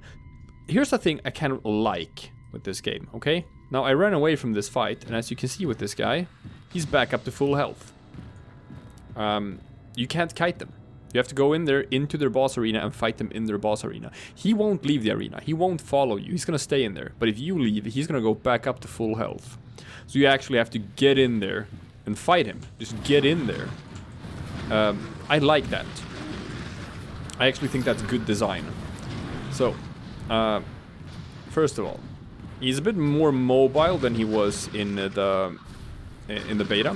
They seem to have sort of improved his AI. He was a bit more stationary before, which meant that it was easier to just stack dots on him. So I'm kind of like looking at him and seeing what he does. Anyway, I just need give me a dot. Yeah. Here we go. He's shooting in the wrong direction. Silly. Look at this silly beast shooting in the wrong direction. So I just stack my dots on him and then he's dead. It's not, you know, not too much of a problem. Cool, got a new sword. But as you can see, it's like you kind of have to, with these really big guys, you kind of actually have to strategize a bit. You have to think about what you're doing. And to me, this sort of represents a new direction for ARPGs. This sort of shows more what ARPGs could be rather than what they are, in a way that I think is really interesting. If I were to design my own RPG, this would be my focus. I would try to just get away from what has been the design philosophy of Diablo 3 for the past couple of years, which is just this. Endless hordes of trash mobs. Endless hordes of just these cannon fodder enemies that just plow through. And people, like, it's the Skinner box mentality of just instant gratification, where people think it's like, oh, but it feels good. It feels enjoyable to just be powerful and just wade through hordes of enemies and be like a sort of cool godlike figure. And yeah, in a way it does. But that's not, like, it's enjoyable in a very sort of cheap way. I kind of prefer a more sort of skill-based enjoyment. I like feeling like a competent player. I like feeling like, oh shit, I did something cool. Like, I did something that was kind of a bit tricky to achieve. Which is why I think fighting like those big enemies, where it's just like sort of a duel between you and one enemy, and you kind of have to duke it out, and he's gonna do his shit and you're gonna do your shit, and you know, the one who's better is gonna win. That's kind of what I would like to see these ARPGs move toward. A sort of environment where there's way fewer enemies, but each encounter feels more meaningful. Each encounter feels like there's a bit of planning that goes into how you're gonna tackle it. And one thing that kind of, I thought that was maybe the direction this game was going to go into, when I heard the developers say that one of their inspirations, at least in part, was the Warhammer board game called Hero Quest, which I was super happy to hear them say, because Hero Quest is kind of like a light version of D&D, but in a Warhammer setting, where you just play a squad of adventurers, which is very like appropriate for this, very thematic, very same thing, where you have like, you know, like in D&D, where you have like the dwarf and the mage and the rogue and the whatnot. But it was way more action-based, and it was just random tiles that you built up a dungeon from. So it's just like this, right? It is a procedurally generated dungeon where you and a team of adventurers just go through these rooms, and you roll dice on tables to see like what sort of enemies spawn in with loot and stuff. And like that was my vision for this. I was just like, yes, just turn Hero Quest into an ARPG.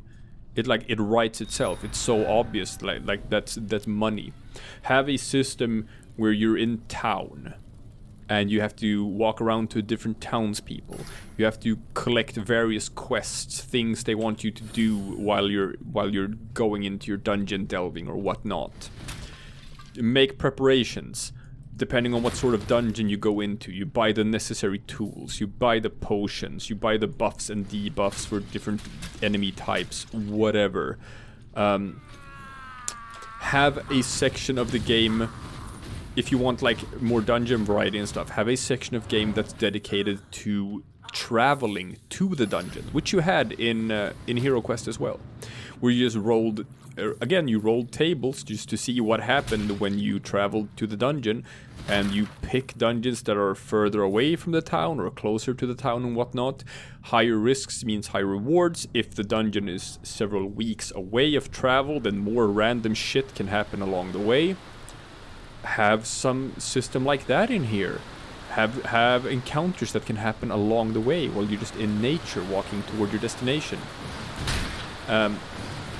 And once you get to the dungeon, have it be smaller. Have it be more focused. Have more strategic encounters with like, oh shit, here is a Minotaur. Which is just, that's what's in this room. Not 100 little nurglings, not 50 cultists or whatnot. Just one Minotaur. Fight him. It's gonna be tough. It's gonna be hard. You're gonna have to duke it out. You're gonna have to use some of the items you brought with you. You're gonna have to teamwork. You're gonna have to use your skills together. That's what I would like to see from an ARPG. Hero Quest is just do Hero Quest. Just do Hero Quest, okay? I don't know how to put it any other way. Just do Hero Quest as an ARPG. It's all I ever wanted. Behold, brothers and sisters, the Eye of Argon. Lord Nurgle is pleased at Magnus's fall, and he has favored me with his blessing. This guy's voice is a little bit better.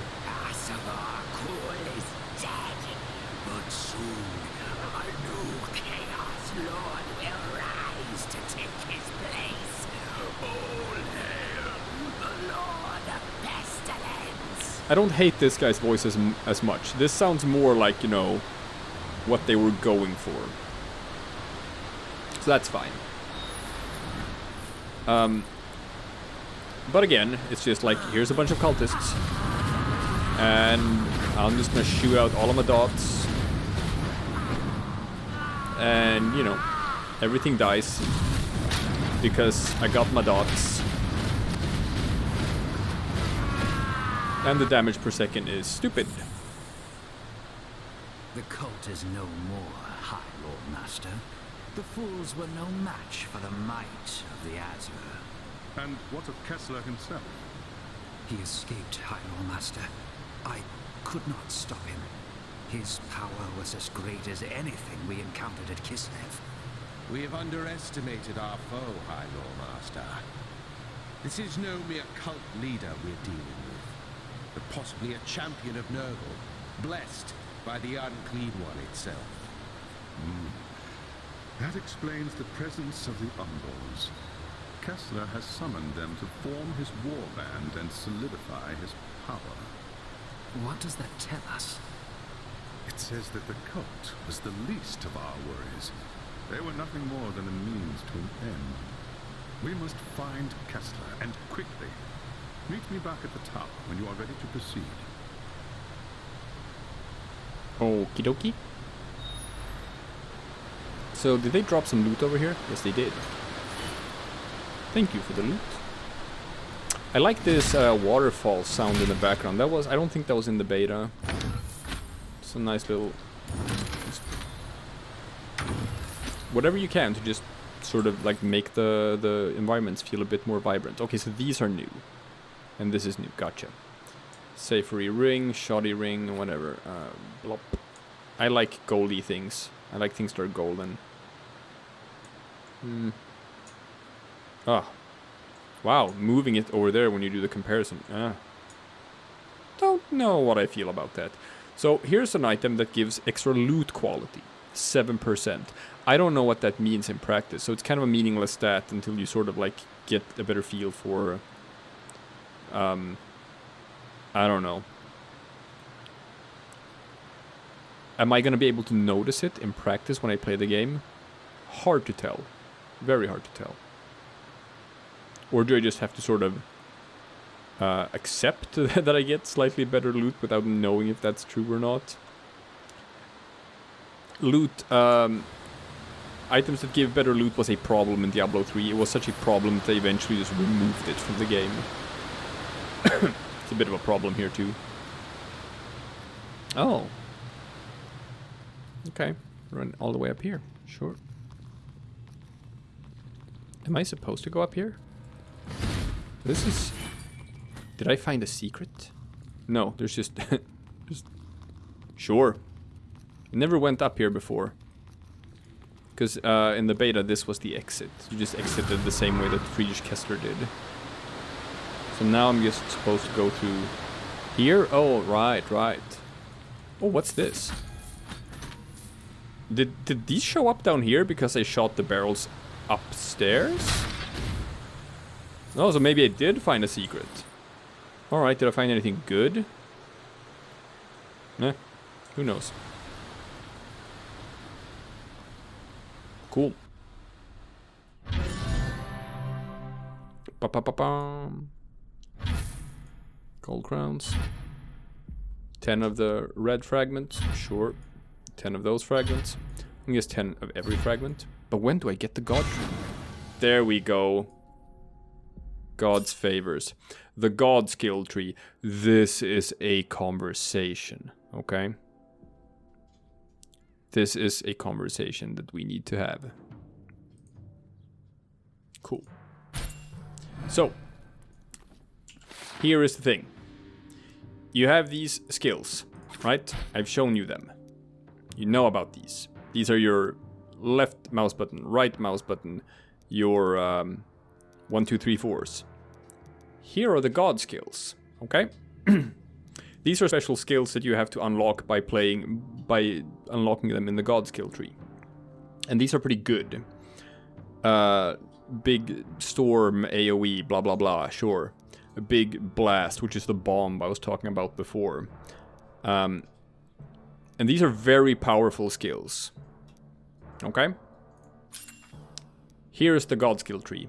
This people is the equivalent to sort of like the grid in Final Fantasy X.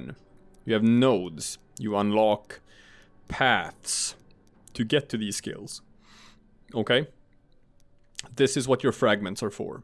You can see it here. Unlocking a node, it costs a certain amount of fragments.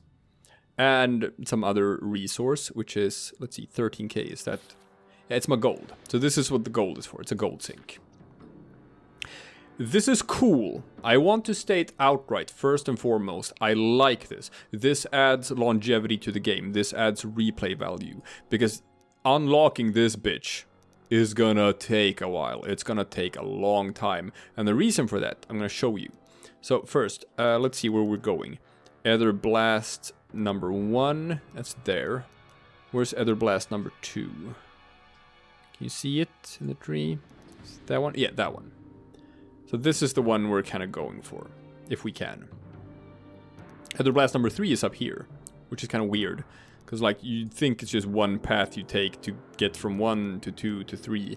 But no, here you go from 1, and then you go up here, and go all the way around down here to get to 3. It's a bit weird. So you can just ignore number 1 and number 2 and just go for 3 immediately if you want to. But it costs 18 skill points. No, but I'm going to show you. So here, you start at this one, unlock the middle one, right? Gives plus 2% damage. First one's always free. Then, you can choose a path. This path, 2% damage if you unlock this node, 2% cost reduction, 2% damage, 10% crit damage, and you get to one of the skills. Okay? So what this is stat buffs. Permanent stat buffs. It's just straight up gonna make your character stronger. As you can also see, now they cost 2 fragments to unlock, and 100 gold. Okay, I unlocked that for plus 1% maximum health. The next one costs 3 fragments of each type, and 200 gold. So for every node that you unlock, see, it's not like it's the first node. Now these are also more expensive, cost 3. So I unlock this. Now they cost 4. So every node you unlock means the next one is going to be more expensive. And this is going to stack, and like, bam, bam, bam, bam, bam, bam. Eventually, they're going to cost so much that you're going to grind for an entire day just to unlock a single node. Which is cool. This is something that can get you coming back to the game for hours and hours and hours and hours. I love it. I love the concept. I love the idea. Much more sort of like, it just gives you a feel for building your own character in a way that just the Paragon points in Diablo 3 do not do. You also have the thing here where you can like reset and just nullify the skill tree, go back to 0 if you feel like a path you've gone down isn't good and now it's too expensive and whatnot. So you just go back to 0 and everything costs 0 again and you can just start over. But then you just wasted all your resources. But you can do it if you want to. So here's the problem. The people who pre-ordered this game, the Magnus edition of the game, or the people who bought the season pass, the developers have said that they are going to get access to a second god skill tree. And people are outraged for the wrong reasons here, okay? People are outraged because of the skills. They're like, holy shit, does that mean that people who got the deluxe version of the game are going to get access to skills that I'm not going to be able to access? Yes. But who gives a shit? It's just that they're just going to be level 3 skills just like all the others. They're not going to be stronger. That's not the problem. The problem is that they are going to get access to these. The non-skill nodes. The ones that just give straight up permanent stat buffs. Plus 2% damage, plus 1% armor, plus 1% armor, maximum health, cooldown reduction, cost reduction, all of that. They're going to get access to a second tree with this. And they're going to grind all of this out. They're going to grind out the entire skill tree. Which means that when that happens, you have 2 max level characters, 1 level 50 character who didn't get the second skill tree, and 1 level 50 character that did get the second skill tree. And that character that has the second skill tree is going to be so goddamn overstated in comparison that when it comes to stuff like the boss rush mode that they have planned with leaderboards, well, guess what? If you did not get the second skill tree, you will not be able to compete. You will not be able to get on the leaderboard because your character will not be as powerful. The other characters that have the second god skill tree are going to be innately more powerful. And there's no way that you can circumvent this. There's no way you can get to this level if you didn't have it. Because there's no other way to like get to that. When it comes to stuff like just a gold bonus or an EXP bonus, stuff like that, that's not pay to win. That's pay to not have to grind. Pay to not have to grind and pay to win is not the same thing. And I'm fine with any sort of system that has pay to not have to grind. That is perfectly acceptable. If people want to do that, if people want to spend some money to just not have to put in the hours, but they still want to access the endgame content, that's fine. But if you're gonna have leaderboards, in your game, you cannot artificially make it so that people who paid money have stronger characters than people who didn't, and there's no way, no matter how much you grind, to catch up to them. You can't have that. It just destroys the integrity of your game. So this needs to be addressed. It has to be addressed. They can't do it.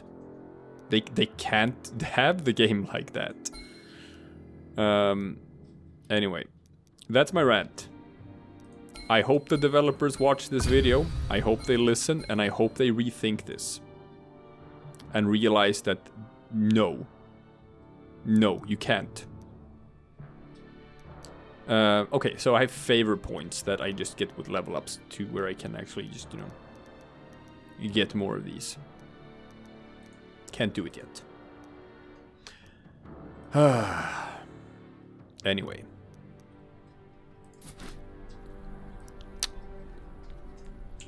We have one now. I'm gonna show it to you. I got a god skill, the Ether Blast.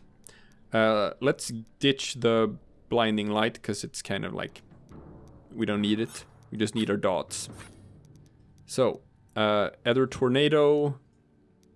Let's move you to, here. Can I do that? Oh, that's a bit clunky. Let's see, where is it? Etheric Tornado. You're now on 2. God skill. Ether Blast, you're on 3. So this thing has a long cooldown. So, like I said, if you do the Ether Blast on console, it's gonna emanate from your body, right here. And I'm gonna show you how you guide it. This is what it looks like when you use this on console. See? And boom, it explodes. That's what it looks like. And it's pretty fucking strong. While we wait for this to cool down, we're just gonna go through a conversation here. There is no time to waste, Elantir. A champion of Nurgle is loose beneath the streets of Nuln, and the city is in terrible danger. How can this be? Kessler's cult has been destroyed. A chaos cult is an extension of its master. Most are nothing more than depraved souls dabbling in powers beyond their ken. But Kessler is different. Somehow he learned enough forbidden lore to win Nurgle's blessing and rise to the rank of champion. I should have guessed the truth when you first fought the Ungors. No human cult could command such loyalty from the Beastmen. They are here to form the Chaos Champions' war band. They will have been promised blood and flesh in return for their service. Now that the champion has ascended, he must pay their price or risk the wrath of Nurgle. If Kessler unleashes them on the city, the slaughter will be terrible. I have sensed the presence of chaos magic deep in the sewers. Search the area and follow Kessler's trail back to his lair. Once we've found his hidden camp, we will decide what to do next. Alright, and this is what the skill looks like on PC. It does not emanate from your body, it'll just appear wherever my mouse cursor is when I use the skill. Here. See? Is power. Don't have to aim it. So this skill is just better on PC. There's one final thing I'm just gonna say about the god skill tree, okay? And it comes down to these, the favor points. Because as it is, they seem to be representative of some sort of cap, right? Maybe it's related to your level. That you're, like, now I'm level 13. So it's like, what? 1, 2, 3, 4, 5, 6, 7, 8, 9, 10, 11, 12. Yeah. So maybe that's it. Maybe you only have 50 points. Right? Is that it? That you can only move 50 steps on this ever? Can you get to everything in that? Like 1, 2, 3, 4, 5, 6, 7, 8, 9, 10, 11, 12, 13, 14, 15, 16, 17, 18, 19, 20, 21, 22, 23, 23, 23, 24, 25, 26, 27. Yeah, okay. So you can go all the way to this branch. And then maybe all the way to one more branch. And that's about it. And we don't know yet, because when we play the beta, since there was no additional way of getting favor points. You can only do like what you had with your levels and whatnot. But I don't imagine that to be the case. We'll see. I might be wrong. But I figure when you get to the end game, there's going to be some way of getting more favor points so that you can actually potentially unlock the entire God skill tree. We'll see. We'll see. If you can't get any more favor points and you're stuck to just those 50, then my rant is null and void, right? But if that's true and you can only walk 50 points on the skill tree and you can't actually unlock the entire skill tree, then yeah, we gotta kill the Jabberslythe. But we killed the Jabberslythe already. We did that before. It was just in the dungeon. So this is new. This was not in the beta. Another little new section where you run through the battlements. This time at night. I like it. Good. That's a bit of variety. It's a bit of variety that we didn't have in the beta. I like that. Credit where credit is due. But if you can't get more than 50 favor points, then it's gonna be a really short amount of time where you just maxed out your character. In which case, like, check this out. Yeah, that's strong. And like any good ARPG, also it needs to have a good gold sink. It needs to have a resource sink. You need to have some reason why you're collecting the gold, why you're collecting the fragments. It has to lead to something. And my mind when I played the beta was like, oh yeah, obviously it's to let you to max out the God skill tree, right? That's the end game, right? You just want to grind out and complete it. At least that's what I... My magic is not ready. Yeah. At least that's what I assumed at the time. We'll see. This is just a rant in Act 1 of the game. Once I hit the end game, I might be proven wrong. Maybe you can't get very far in the God skill tree. Maybe when we get to the end game, there will be something completely different that we're supposed to use all these resources on. That I don't even know about yet, right? Could be. So already I'm doing some bad button presses here because I remapped some skills. I'm just still playing them according to the previous mapping that I had. Seriously, do. Bam. Bam. Bam. Look at all them dots. And melted. And teleport out of trouble. Great. Okay, I got some other new skill. Sure. And a yellow item. I like yellow items. Good item. Good item.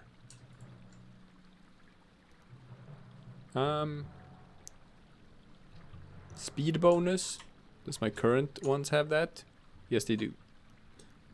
Ooh, that's a bit of a flicker when I hold down the compare button. Some screen tearing going on there. That should be fixed. These are better than the ones I'm using. I kind of dislike how you have to just... I don't know. Hold down buttons here to compare. Well, it's kind of like Diablo, but it's just something about this interface. It makes it very hard to tell what you have looked at before and what you haven't looked at before. Oh, there he is. So what I'm going to do now is I'm going to fight this guy smart. Because all of these guys are going to follow me, but he isn't. So we can do this. And bam. And then we just get rid of all the trash mobs. And then when we fight the Jabberslythe, it's just him and me. It's just him and me. Let's test our bloodlust skill. Let's see how strong it's gonna be against Mr. Jab. So once you're in bloodlust mode, you can only use that pretty much. You can't use your other skills momentarily. So we're gonna stack our dots. Knowledge is power. We're gonna stack our dots. And come on, come on, come on. Bloodlust. There we go. Let's see, is this any strong? Does this do anything against him? It's not very strong. So again, as you can see, it's like... That's not what you want to use it for. You don't want to use it to fight against bosses. Let's do some knowledge is power. Now, what you want to use it for is just throws of trash mobs. This guy's a bit different than the guy in the sewers. He's a bit stronger. He could do one or two things that the sewer version couldn't do. All right. Again, I like it. I'm super fine with these boss encounters. Like, they're fun. They're more fun than just melting hordes of trash mobs. But I've talked... Oh, God. Follow cast... So now we're back to where it was like in the beta. Where it's just... Back into the sewers. I'm telling you... I like... There's so much about this game that I really want to like. And it's so close to being there. It's so close to being what it needs to be. But stuff like this, where it's just this environment variety that's just non-existent, basically. And it's...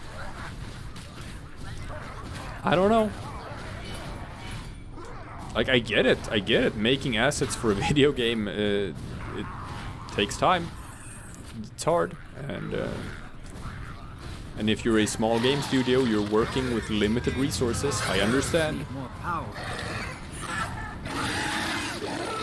But come on, man. Can't just keep sending me into the same sewers over and over again.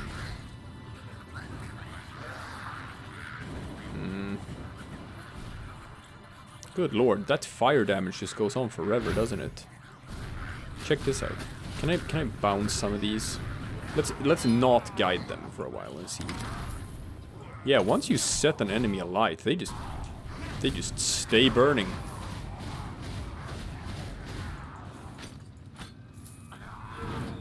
That's nice.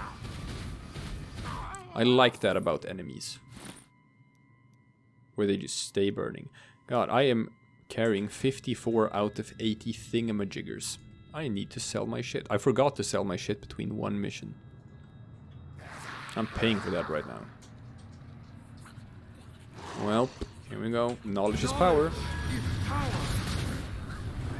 And dead. I don't even have to shoot him anymore. He's gonna be dead in a second or so. Yeah. Alright. Let's push forward. I just got a new yellow tunic. I don't need tunics. It's kind of hard sometimes when you like want to move.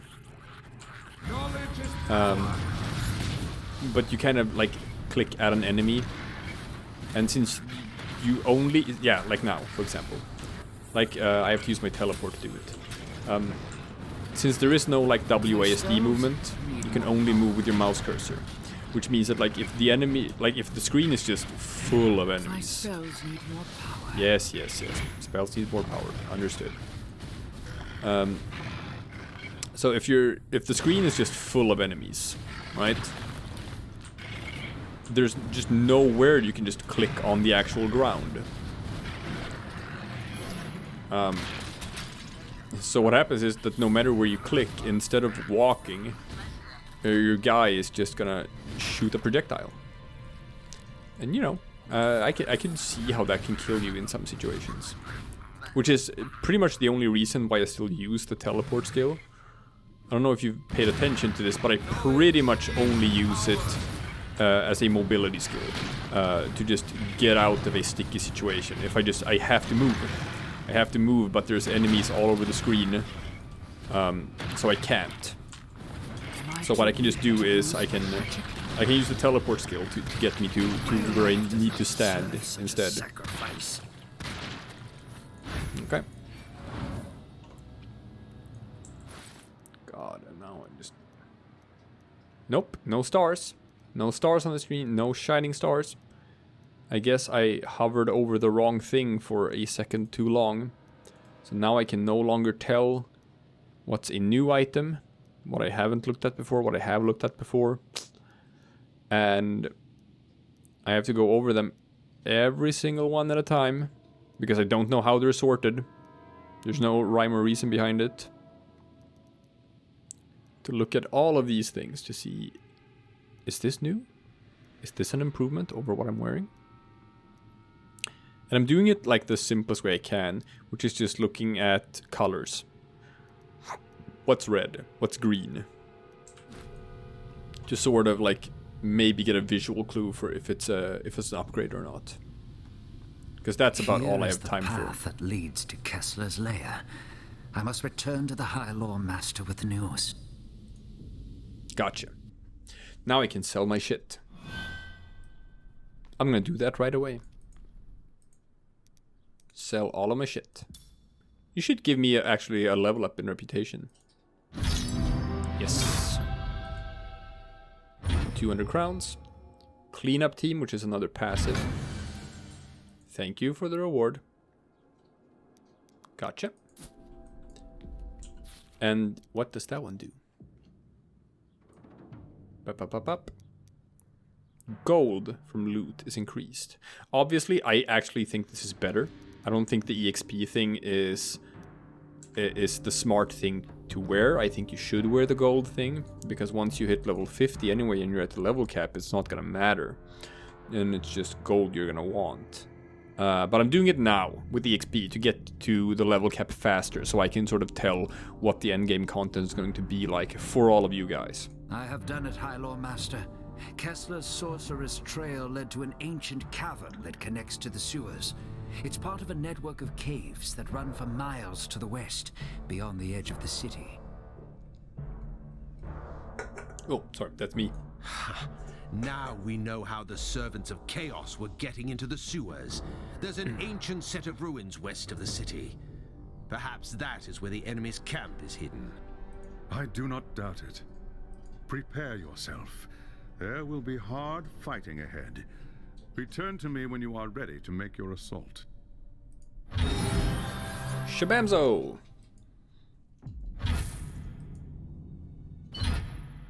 Ooh, look at that. Fragments. Extra skill points. So, now we should be able to advance one step further in the god skill tree. Right? Yes. Actually, 2 steps. Cool. I'm working toward Etherblast Superior. It's very strong.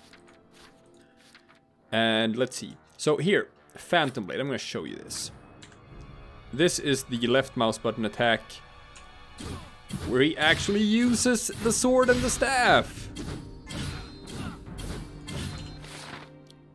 But other than that, like if you're not using that as your generator, then it just looks like this. And sure, yeah, if you use this one, he uses the staff. He does use the staff, but only one of them uses the sword, and it feels a bit weird that he walks around with the sword and staff and just doesn't use them. Come on, man. That sword is just for show. We know it's just for show. You're not using it. What's wrong with you, man? Okay. There we go. Time to wrap up Act 1, because that's what we're doing. We're getting to the end of Act 1. The time to strike is now. Witch Hunter Voss has assembled his men here at the tower. They will move in as soon as you have breached the camp's defenses and defeated Kessler. The Beastmen will have fortified their camp using whatever materials are at hand. They will be present in great numbers and hungry for human flesh. The key to victory is Kessler. Defeat him, and the others will break, just as they did at Kislev. Teclis, why do you pronounce it that way? Why do you say the enemy comp? Why? It's not it's camp. It's called. I know you're a high elf. I know you want to be like fancy and stuff, but you can't just like. Oh, they have a giraffe in their camp. That's not how it's pronounced.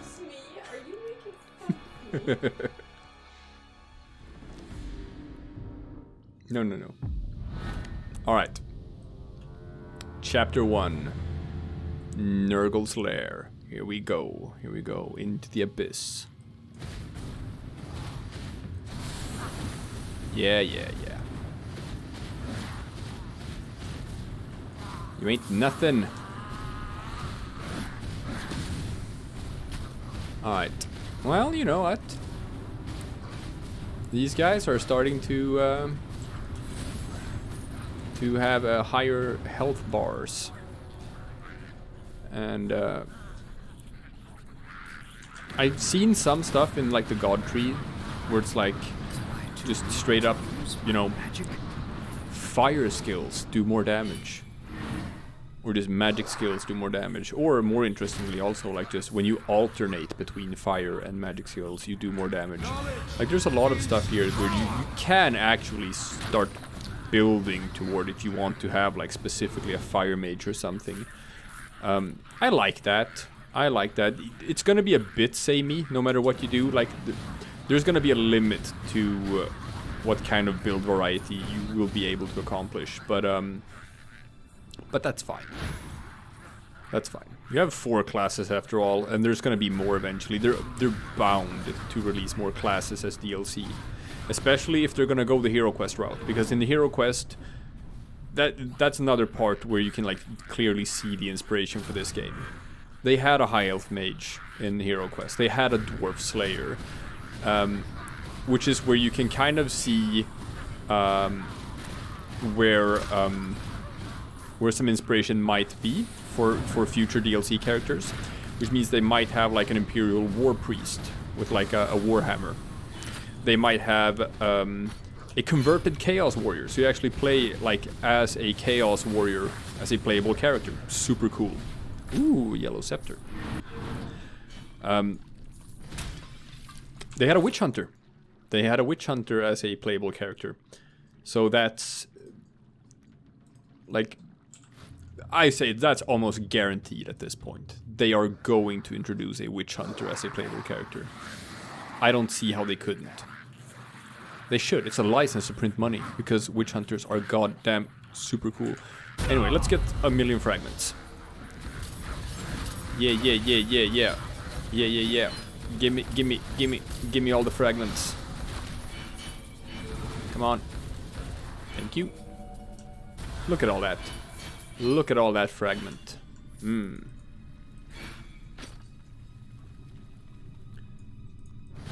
And also like the traditional sort of like dwarf stonebreaker. I know people have been asking for that because like a slayer, the slayer as a as a character type he's suicidal. It's someone who's kind of inspired by Norse berserker things, where it's like he has a desire to die in battle, which means he voluntarily chooses to not wear armor.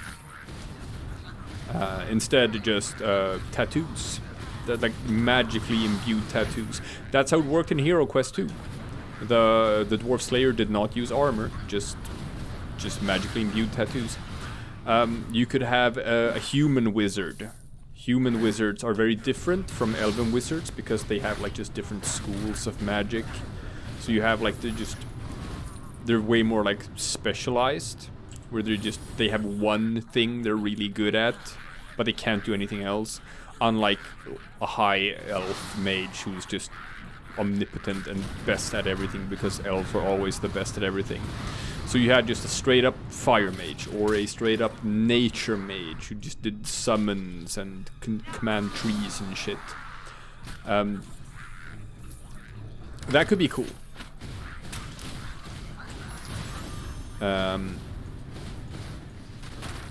I can see like a market for that, just releasing a ton of different characters, because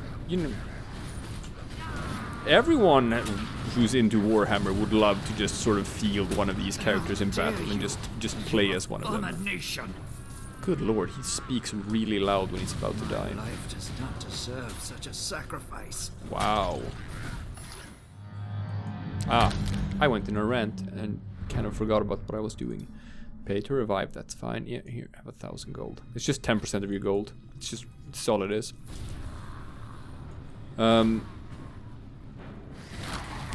That being said, for that to work, there also needs to be a purpose to it, okay?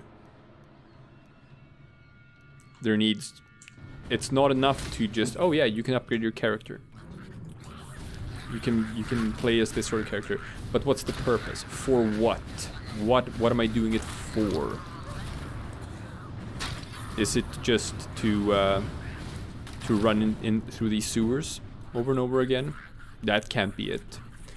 They had like exploration, which I've tried in the beta. Exploration just means a randomly generated dungeon, and in the beta, straight up, that's just these sewers. You just create an instance of this sewer level. And you run through it, and you get some loot, and you get some fragments, and you get some gold, and that's it. It's not even like an end boss at the end of it. Not like the Diablo 3 rifts that ended with a rift guardian that dropped a bunch of shit. It's just, you just run until you find like the door. That's it. Like, that's what it is. That's not good enough. You have the relic hunt that I've been talking about, which is just like something that's gonna have like specific rules for the dungeon, and I guess you can choose the parameters, and depending on how many negative debuffs you put on yourself, and like just how much harder you make it, you can get like better rewards, or at least chance to get better rewards. But is that still just gonna be these sewers? Like if we're talking Act 1. That's my concern. Oh geez, there's a lot of bullshit in this room. Well, let's just generate a bunch of dots. Yeah, all the dots. Ew. Just gonna... Yeah, again, it's like I'm trying to move, but if I'm clicking on an enemy, it's not actually letting me move. But it's fine. Just throw out a tornado at times. But other than that, just use my fireball dots. God, you guys are screamers. What do we got? Mage blade, mage diadem, sure. I'll take it. Were you any good? Yes. Yes. Cool. I'm almost at the point where I'm just rocking all yellow equipment. Feels nice. Dots, dots, dots. Ooh. I have superior arcane hail. Not gonna use that. See this? I want to move. But since there is like an enemy that I've kind of locked onto, see, no matter, I'm just holding down the mouse button. But like no matter, it's just gonna keep on shooting. This is a bit clunky. But that's finicky, that's subject to just like, I guess, fine-tuning. But you can make the movement a bit more responsive to where you're not... Like, this isn't as big of a problem for a melee character, because you're gonna want to be in the thick of things all the time anyway, right? But for the mage, who kind of like lives and dies depending on if he manages to run or not, it can be a bit of an issue. I think we're at the boss. I think we're at the boss either now or very soon. Let's see. Yeah, it's the boss. Father Nurgle, Lord of Plagues, hear me. Long have I worshipped you. Great are the deeds I have done in your name. I have performed your darkest rites. I have sacrificed the flesh of innocents in your name. He looks so weird. Like, he's kind of bloated and it's got a bit of a like beer belly and stuff, and then he has like these tight pants. I don't know, I've known guys who dress like this. It's not an attractive look. He looks like an ice cream cone. Your pleas will avail you nothing, human. Nurgle has no pity for the defeated.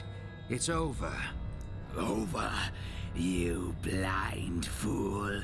Chaos is eternal, and I am its champion. Tell that to Asavar Kul. Dead in the mud along with most of his followers outside the walls of Kislev. Another will rise to take Kul's place.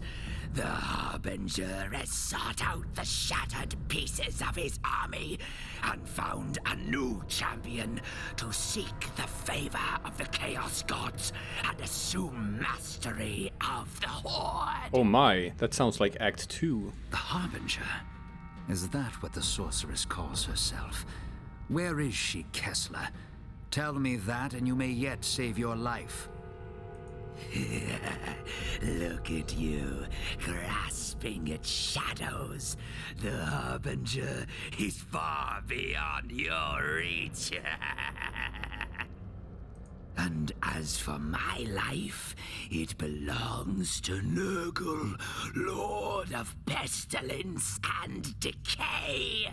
I give it to him freely in return for vengeance. What does that mean? And why do you have that throne-looking blob behind you? You have been deceived. Who's that? That didn't sound very demonic. And he sacrifices himself to summon a great unclean one. There we go. And this is the end boss for Act 1. And for people who have played Diablo 3, this is Belial. See? He has a targeted thing. Yep. And if you stand in the targeted thing, you take damage. And he also smashes these things behind you. And that's bad. Because you need to stand behind them when he does his pukey puke. Because that pukey puke is going to pretty much instantly kill you. Like straight up right away. And as you can see here, he puts up a shielding wall. And while the shielding wall is up, you can't do anything to him if you are a melee character. If you're a mage, however, you can still hurt him even though he's shielded himself. Ew. So what I'm doing is, I'm just gonna hang out on the right side of the screen here. And, yeah.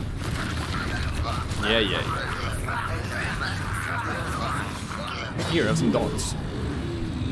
Because it's very important that I keep some of these pillars standing. Because if I don't have any of them, then I'm dead. Then I'm straight up dead. Ah, shit. I ran the wrong way. And he does a puke. Like, you have no idea how much damage this puke does. It just kills you. Straight up kills you. So you kinda have to make sure that these pillars are there. But other than that, as you can see, this is very reminiscent of the Belial fight. Even down to this, where there's a phase where there's shit dropping from the ground, and you just have to run around it. Yeah. And I don't mind. Like, Belial is a kind of cool fight, and, you know, you have to sort of pay attention to what you're doing. My dots are obviously still wrecking his shit from afar.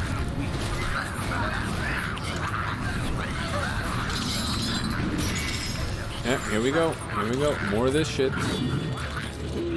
So, like, don't get me wrong, I like this. I say that it's the Belial fight, and that's not meant as a diss.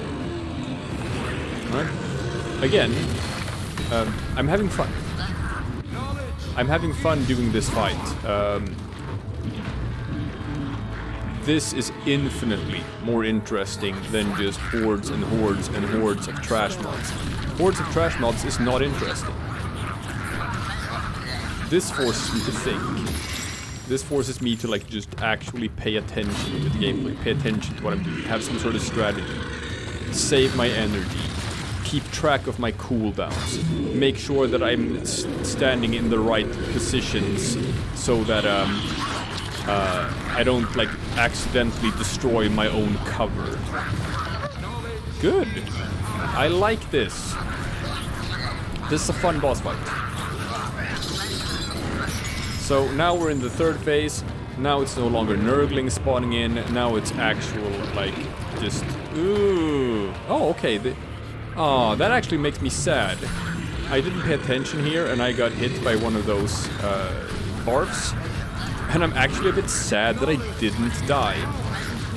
I think they must have decreased his difficulty. Or like decreased the damage that his barf does. Probably because, oops. Well, this time I didn't pay attention again. But probably because this barf killed too many people. Here I have to try again. I have to start from the beginning. That's fine. That's the problem with being a Let's Player. You have to talk and be interesting. And try to play the game at the same time. It's harder than some people think it is. And like, a lot of times when I listen back to my own voice, it's like, when I actually have to really pay attention to what I'm doing, I just sound like an idiot. Ah, shit, that was dumb. Now we broke the middle one, I think. No, it's not entirely broken, so I still have some cover there. I'm gonna see if I can keep as much cover as possible. Here we go. Ow, ow, ow, ow. Alright. Yeah.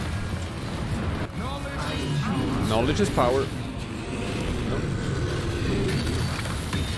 Okay. So I fucked up. He destroyed the middle one. But maybe that's better, who knows? Because these are closer to him. So it's easier to run to these than it is to run to the furthest one away. So you know what? When you think about it, maybe I should have kept the side ones intact in the first attempt. Anyway. Back to my old point. Love the design. I would want more of the game to be like this. If every single room in the game was this, right? Or at least thematically, or just in...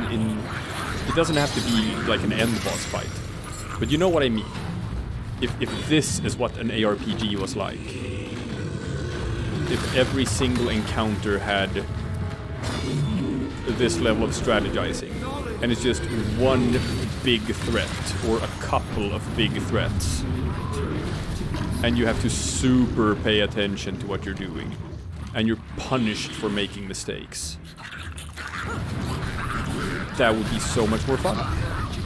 That would be so much more fun to me. And like, and unlike also just a lot of other boss fights, like this goes on for a while. This boss fight takes a while. And again, see, I fucked up, I misread him, and I thought he was gonna do one thing, and he actually did another thing. And as a result, I stood behind the cover because I thought he was doing the spew. He didn't do the spew, he did his slam attack, and he destroyed some more cover. That's cool! That's cool, I like it! Here, like, I was almost at full health, but I still made the choice to chug a health potion, while I thought I could, like, easily get to the cooldown. Because I preferred to be at absolute full health for this fight, to not accidentally just eat shit.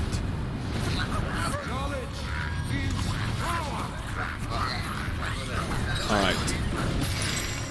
Here we go, more of this. Now I have to stay close to him because I actually have to look at what he's doing. He is spewing. This time I got behind cover in time. Oh. Alright, he is spawning in a lot of stuff in this final fight. Like, you don't have a lot of leeway here. And you have a very short window of time to get your hits in on him. Oh no, oh no, oh no, oh no. I was standing way too far away from the cover. And now he hit the cover because I had to pay attention to my health. See, this is hard. This fight is actually pretty hard. And I'm playing on... Ooh. And I'm playing on normal difficulty.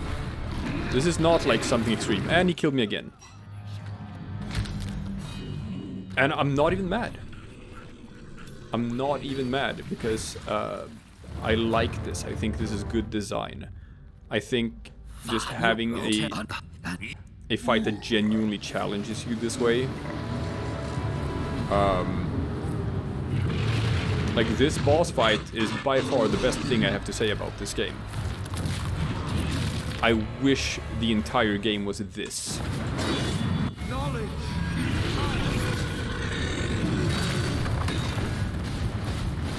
So yeah, if endgame is... Ah shit, I thought I was gonna be able to keep it intact there.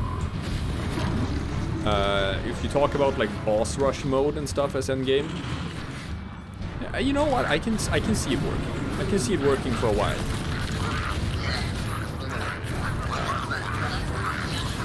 Because the bosses are genuinely challenging. Like, don't get me wrong though. Whenever I want to, I guess I can just sort of take myself a bit out of the immersion of this boss fight by showing you a thing. Okay? And it's this. Whenever I want to. I think... Can I... Options? Game options? No. Oh, that's good. Oh, I'm very happy about that. I was a bit worried that I was going to be able to adjust the difficulty during the boss fight. I see now that I can't, and I'm very happy about that. I can adjust the difficulty like while in like a dungeon or something, that's fine. But I was worried that you could exploit the game by adjusting the boss fight during a difficulty. I mean, adjusting the difficulty during the boss fight. Because what that would like enable would be being able to almost kill the boss. And right when the boss is almost dead, you just raise the difficulty up to like almost maximum. And then just deliver the killing blow and get the maximum rewards for it. So I'm actually super happy that you just straight up can't do that. That's good. I'm using the tornadoes too much. And draining too much of my own energy. It's giving me a bit of problems when fighting against the trash mobs. Holy shit! That did a megaton of damage when I was standing close to him when he did the slam there. Understood. Understood. I will stay away from you when you do that, man. I did not know that was gonna be a thing. Okay. Phase 3. Let's do it this time. Let's be big, strong, power warfighter men. Right, he's doing the spew. And that's new that he does the spew during this phase. He didn't do that before. I gotta chug. I gotta throw out some dots. Summons more shit. I don't like that. Small window of opportunity for attacking. Big smash. This time I stayed at a good distance. Here comes the spew. Spews on the entire screen immediately. Jesus Christ, there is very quick wind up on that one.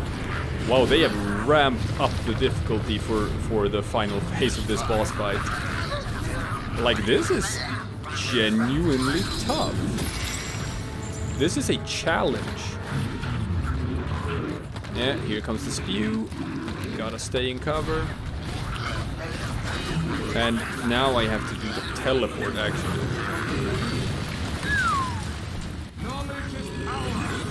Knowledge is power. And now he shields himself. I have such a small window of opportunity to be able to attack him. I'm impressed.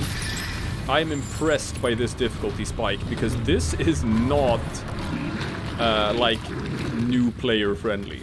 And I actually love it. Woo! Like, I cannot get like barely any shit in on him.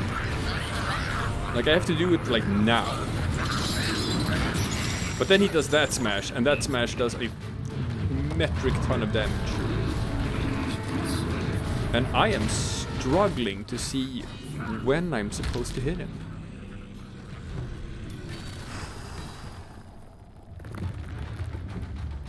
Alright. Challenge accepted. I am not gonna lower the difficulty. This is normal, okay? I'm gonna do this on normal, but holy shit. He was not this hard in the beta. He was not this hard at all in the beta. Alright. Alright, I'm into it now.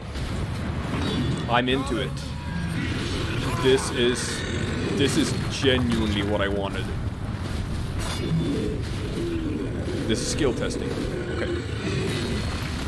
Come on, Great Unclean One. You and me. Come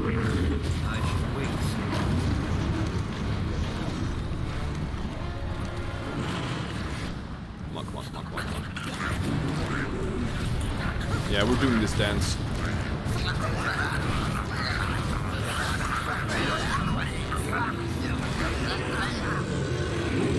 Shit. That's not what I wanted.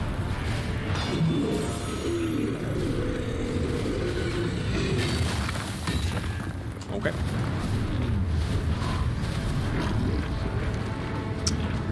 Whew. I may have to, like, just not talk as much to his face. Honestly. We'll see. There we go. Phase 1, I'm gonna bump myself up to full health. Phase 2.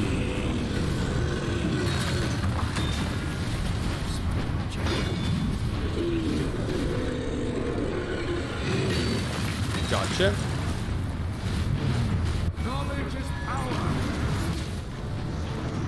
Come on.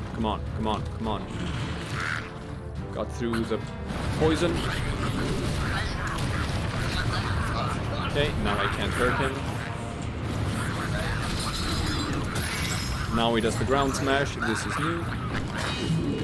Pay attention to where I'm running. Shit, he smashed some of my defenses. That's bad.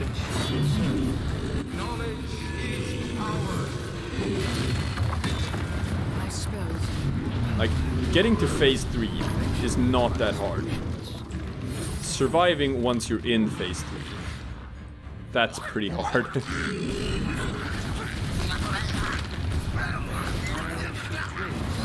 Alright, come on. Shit. I stood too close to him when he did the smash. I took a ton of damage. I kinda wanna actually just use my health potion before I go into phase 3.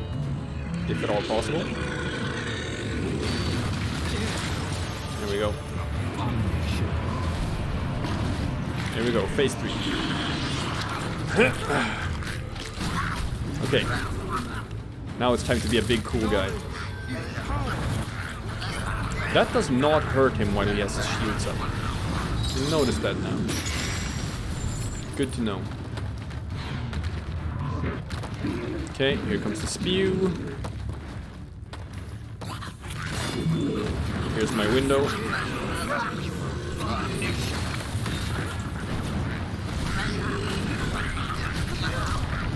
Damn it.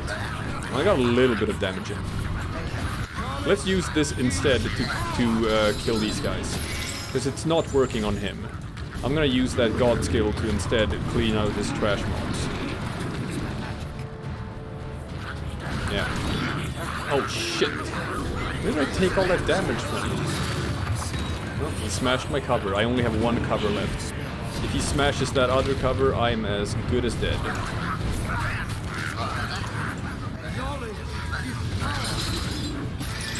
Okay, here we go, here we go, here we go, here we go. Here comes the spew. Okay. I still took damage. I'm not sure exactly where I'm taking that damage from.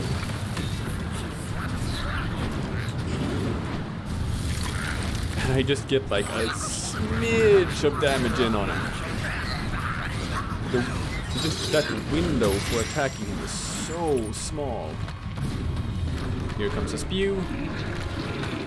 I have to keep this final piece of cover intact.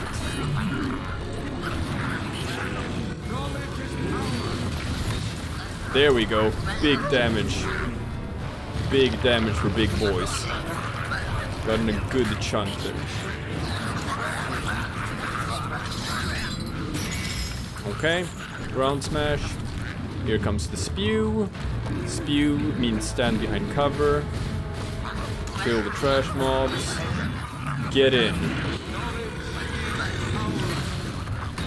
Get in, get in, get in. Get in on him. And that's it. That's all the damage I got. Okay, we got this. We got the rhythm. Ground smash. Followed by spew. Standing cover. Got him. Get close. Knowledge is power. Come on. Blast him for everything you got. Good. Big damage, big damage. Tornado, tornado. Ground smash. Spew. Standing cover.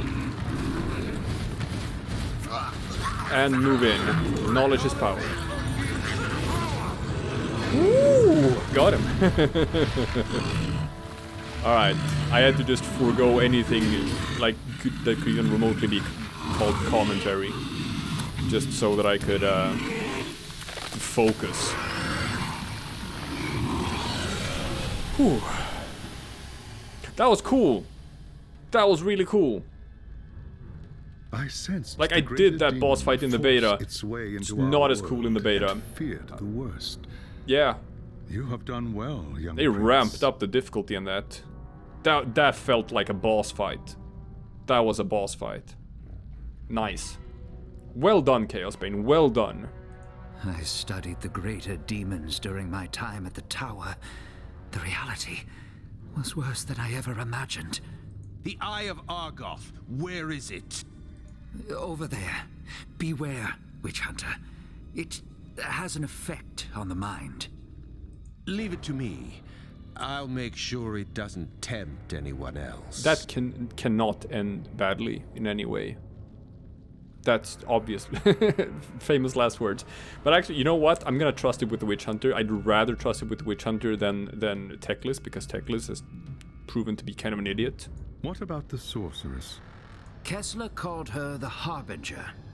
According to him, she's tracked down the remnants of Azavar Kul's army and is searching for a champion to lead it. Where is she, this harbinger of chaos? He did not say. Praag. Prague? Czech Republic, Prague? What's that? My agents in the north tell me that a large part of Kul's army fled the Battle of Kislev and returned to the ruins of Prague. I'd assume they would take ship and return to the Chaos Wastes, but now that I've heard about this Harbinger, I'm not sure. Perhaps we might learn more there. But how? Prague is hundreds of leagues from here. We couldn't possibly make it there in time. Not so. There is a waystone near Prague that we can use. I can link to it from the stone here in Nuln and send you through. Meet me at the tower when you are ready to proceed. In the meantime, I will begin the rituals to open a pathway to Prague.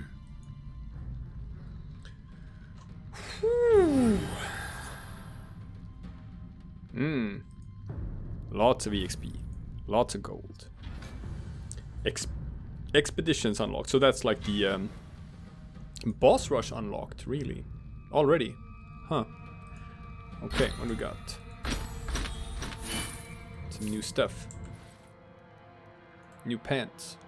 New tunic. Even better new pants. What else was new? Yeah, sure. Gotta scroll through everything to see what's new. Gotta scroll through everything to see what's new. Scroll through every single item to see what's new. I think that's it. Hold shift to compare.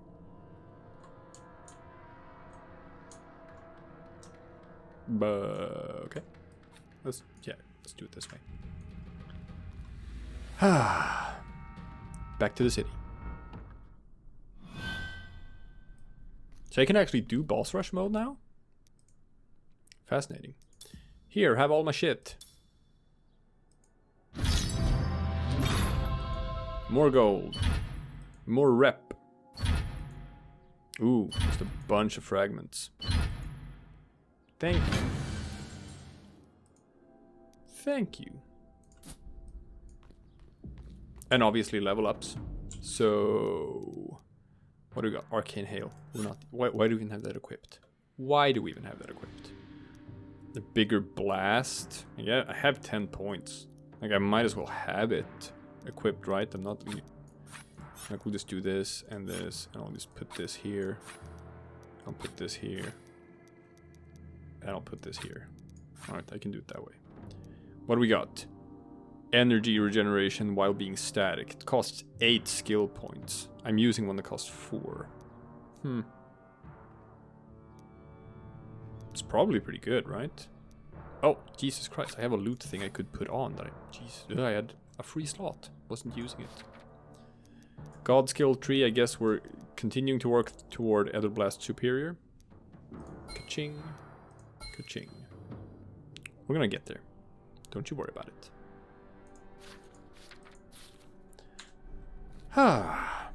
And let's see. Invasions? What's invasions? So let's see if expedition is the same as it was before we move on, right? Boss rush, I guess it's just leaderboards, fight the boss again. Don't know what invasions is. This is new. The devs have not talked about this before. I just see that it's something that can be unlocked. I don't know what this is. Okay, that's interesting.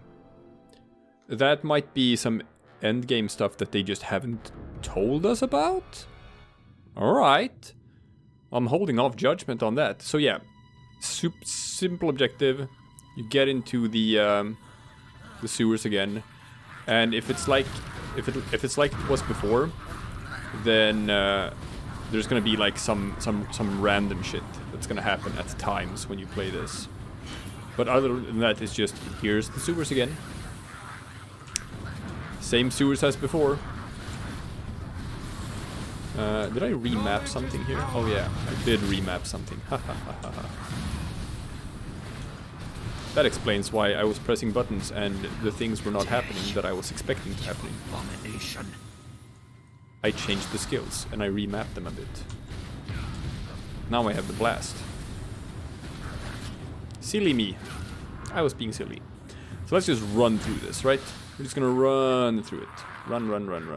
We don't have to fight any of you guys. Well, I mean, I guess we have to fight them. I'm just saying we don't have to fight them. So, we'll see if these random thingamajiggers happen again. Port. Come on. No, I don't want to shoot. I want to walk. Fine, I guess I have to. I guess I have to do some shoot bangs. Until I can run again. Run. Let's see. So, there seems to be a thing from expeditions. Right? Oh, okay, so that's what they did. Before you used to have it so that like just while you were doing an expedition, at times there were just some sort of random events that could happen. Where it's just, here's a bunch of portals that enemies are gonna spawn out of, and the quicker you kill them, the more you kill in a certain time period, the better your reward. So I guess that's just straight up, just still the same thing, right? My spells need more power. Just that they moved it to the relic hunt. So it seems like they just took away a feature from the expeditions and instead just put it in the relic hunt. No, here we go. Perfect. Okay, good. Then it's different. So here we go. Altar destruction. Gotcha. There's an altar. I must destroy the altar. My magic is not ready yet. I must destroy the altar. I am destroying the altar. Boom. Got it. And I got it pretty quickly. So now I got a reward, which is an elite monster appearance. And if I kill the elite monster, I get some sort of reward for that too. Okay, fine. So this is not relic hunt. Good. Happy about that. Very happy about that. Use my magic. So the expeditions are the same as they were before. You just get a randomly spawned instanced dungeon. I should wait some more. And conserve my energy. You run through it. You get a bunch of fragments. You get a bunch of gold. You get a bunch of EXP. You get loot. Normal loot. Need more power. But that's about it. That's what you're getting. Gotcha.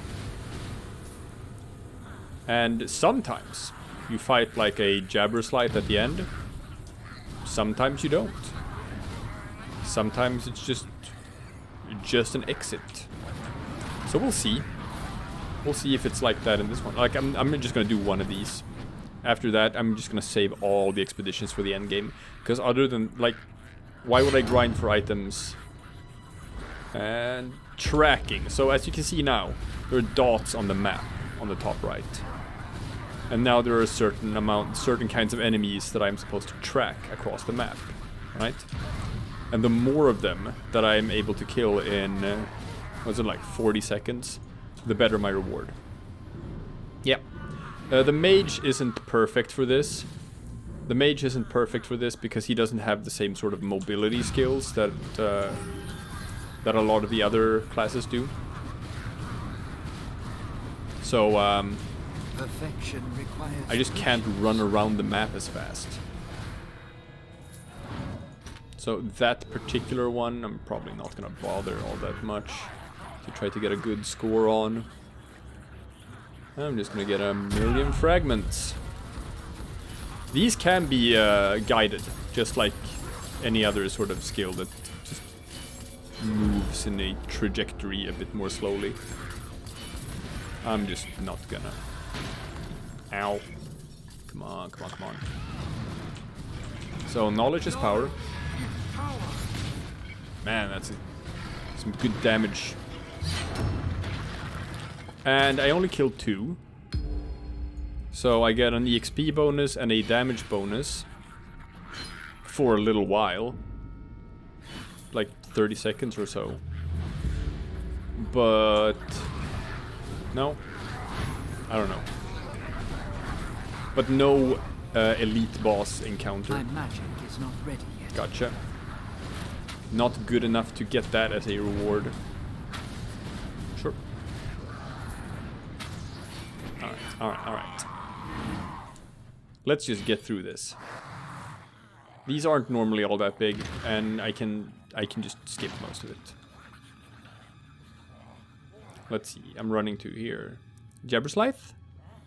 Nope, see, nothing. Nothing in this boss arena. That happens sometimes. Oh, another one? Ah, whoa, whoa, ooh, that's new. Oh, I haven't seen that enemy before. Cool. Wow, oh, he spawns in a bunch of shit or what? Perfection requires patience. Cool, yeah, this is a new enemy. I don't actually know what he does. He has a big old health bar. Okay. A really big health bar. Got some dots. Got some areas in the ground that I'm not allowed to stand in. See, he just didn't know that knowledge is power. That's his mistake. Okay. So this is a bit tricky. Like, jeez, I want to move. Jeez, guys. Thank you. See that? That's what I was talking about. You want to move, but those fuckers are standing there. Preventing you from doing what you want to do. That's a bit clunky. There we go. A big explosion. He died. Does not deserve such a sacrifice. Alright. Sure. Sure. Hey, that's new content. That's content I hadn't seen before. And you know what? If it's new to me, I like it.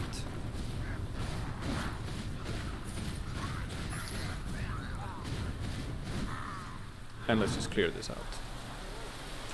Whoop. Come on, guys. You're in my way. You're in my way. I wanna progress in the game.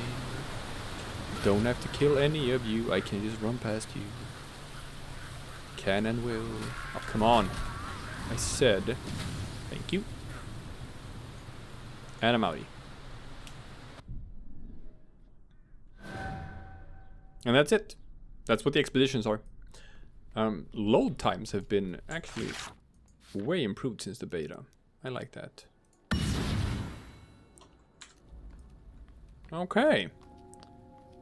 So now we can advance to the second act of the game, which is Praag. It is time, young prince. When I open the path, we will be transported instantly to the Waystone outside Prague. Has the witch hunter come to say his farewells?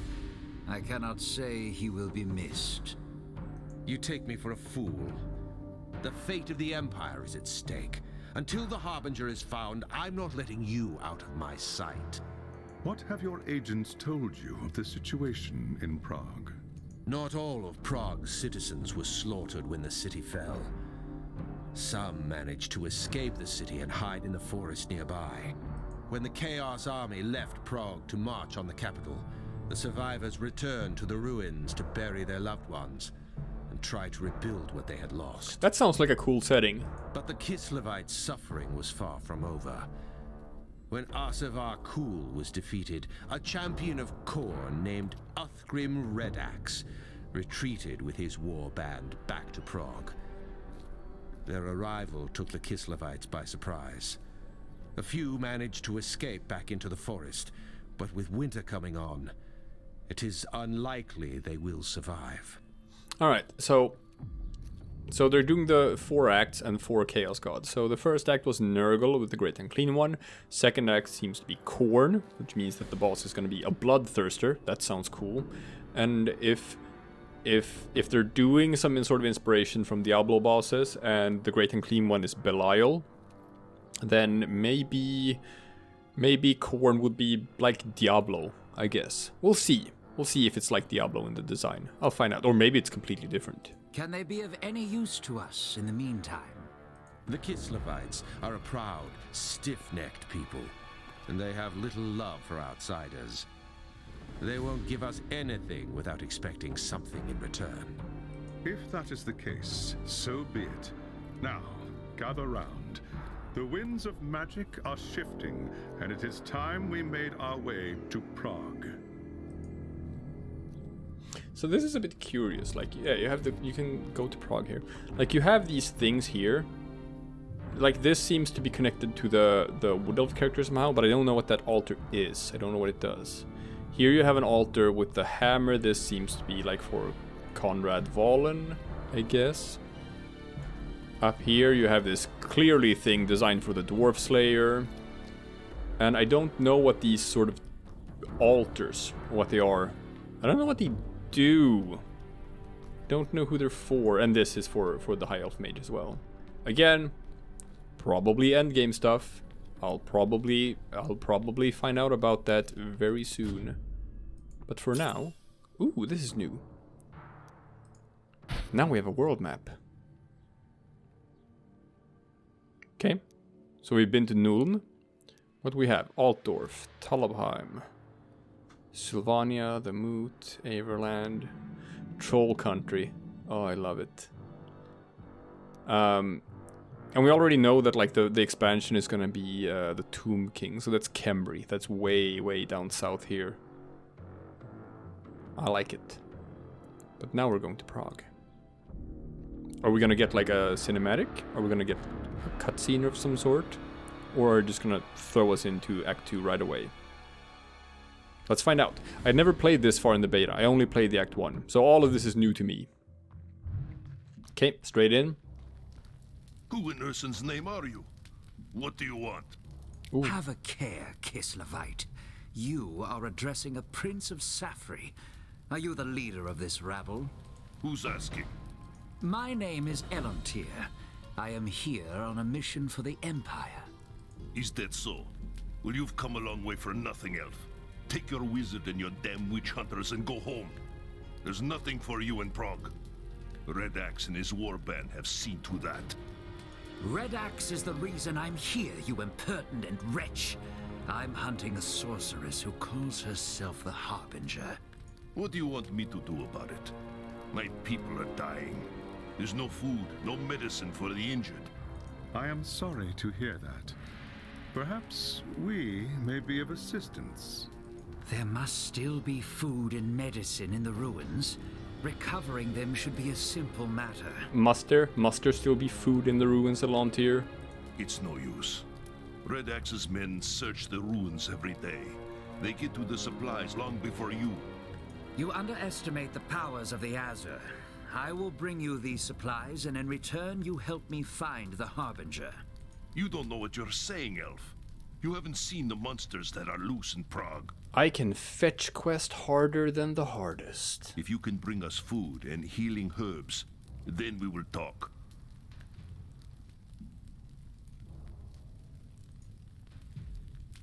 Alright. Prague it is. Let's dive right in.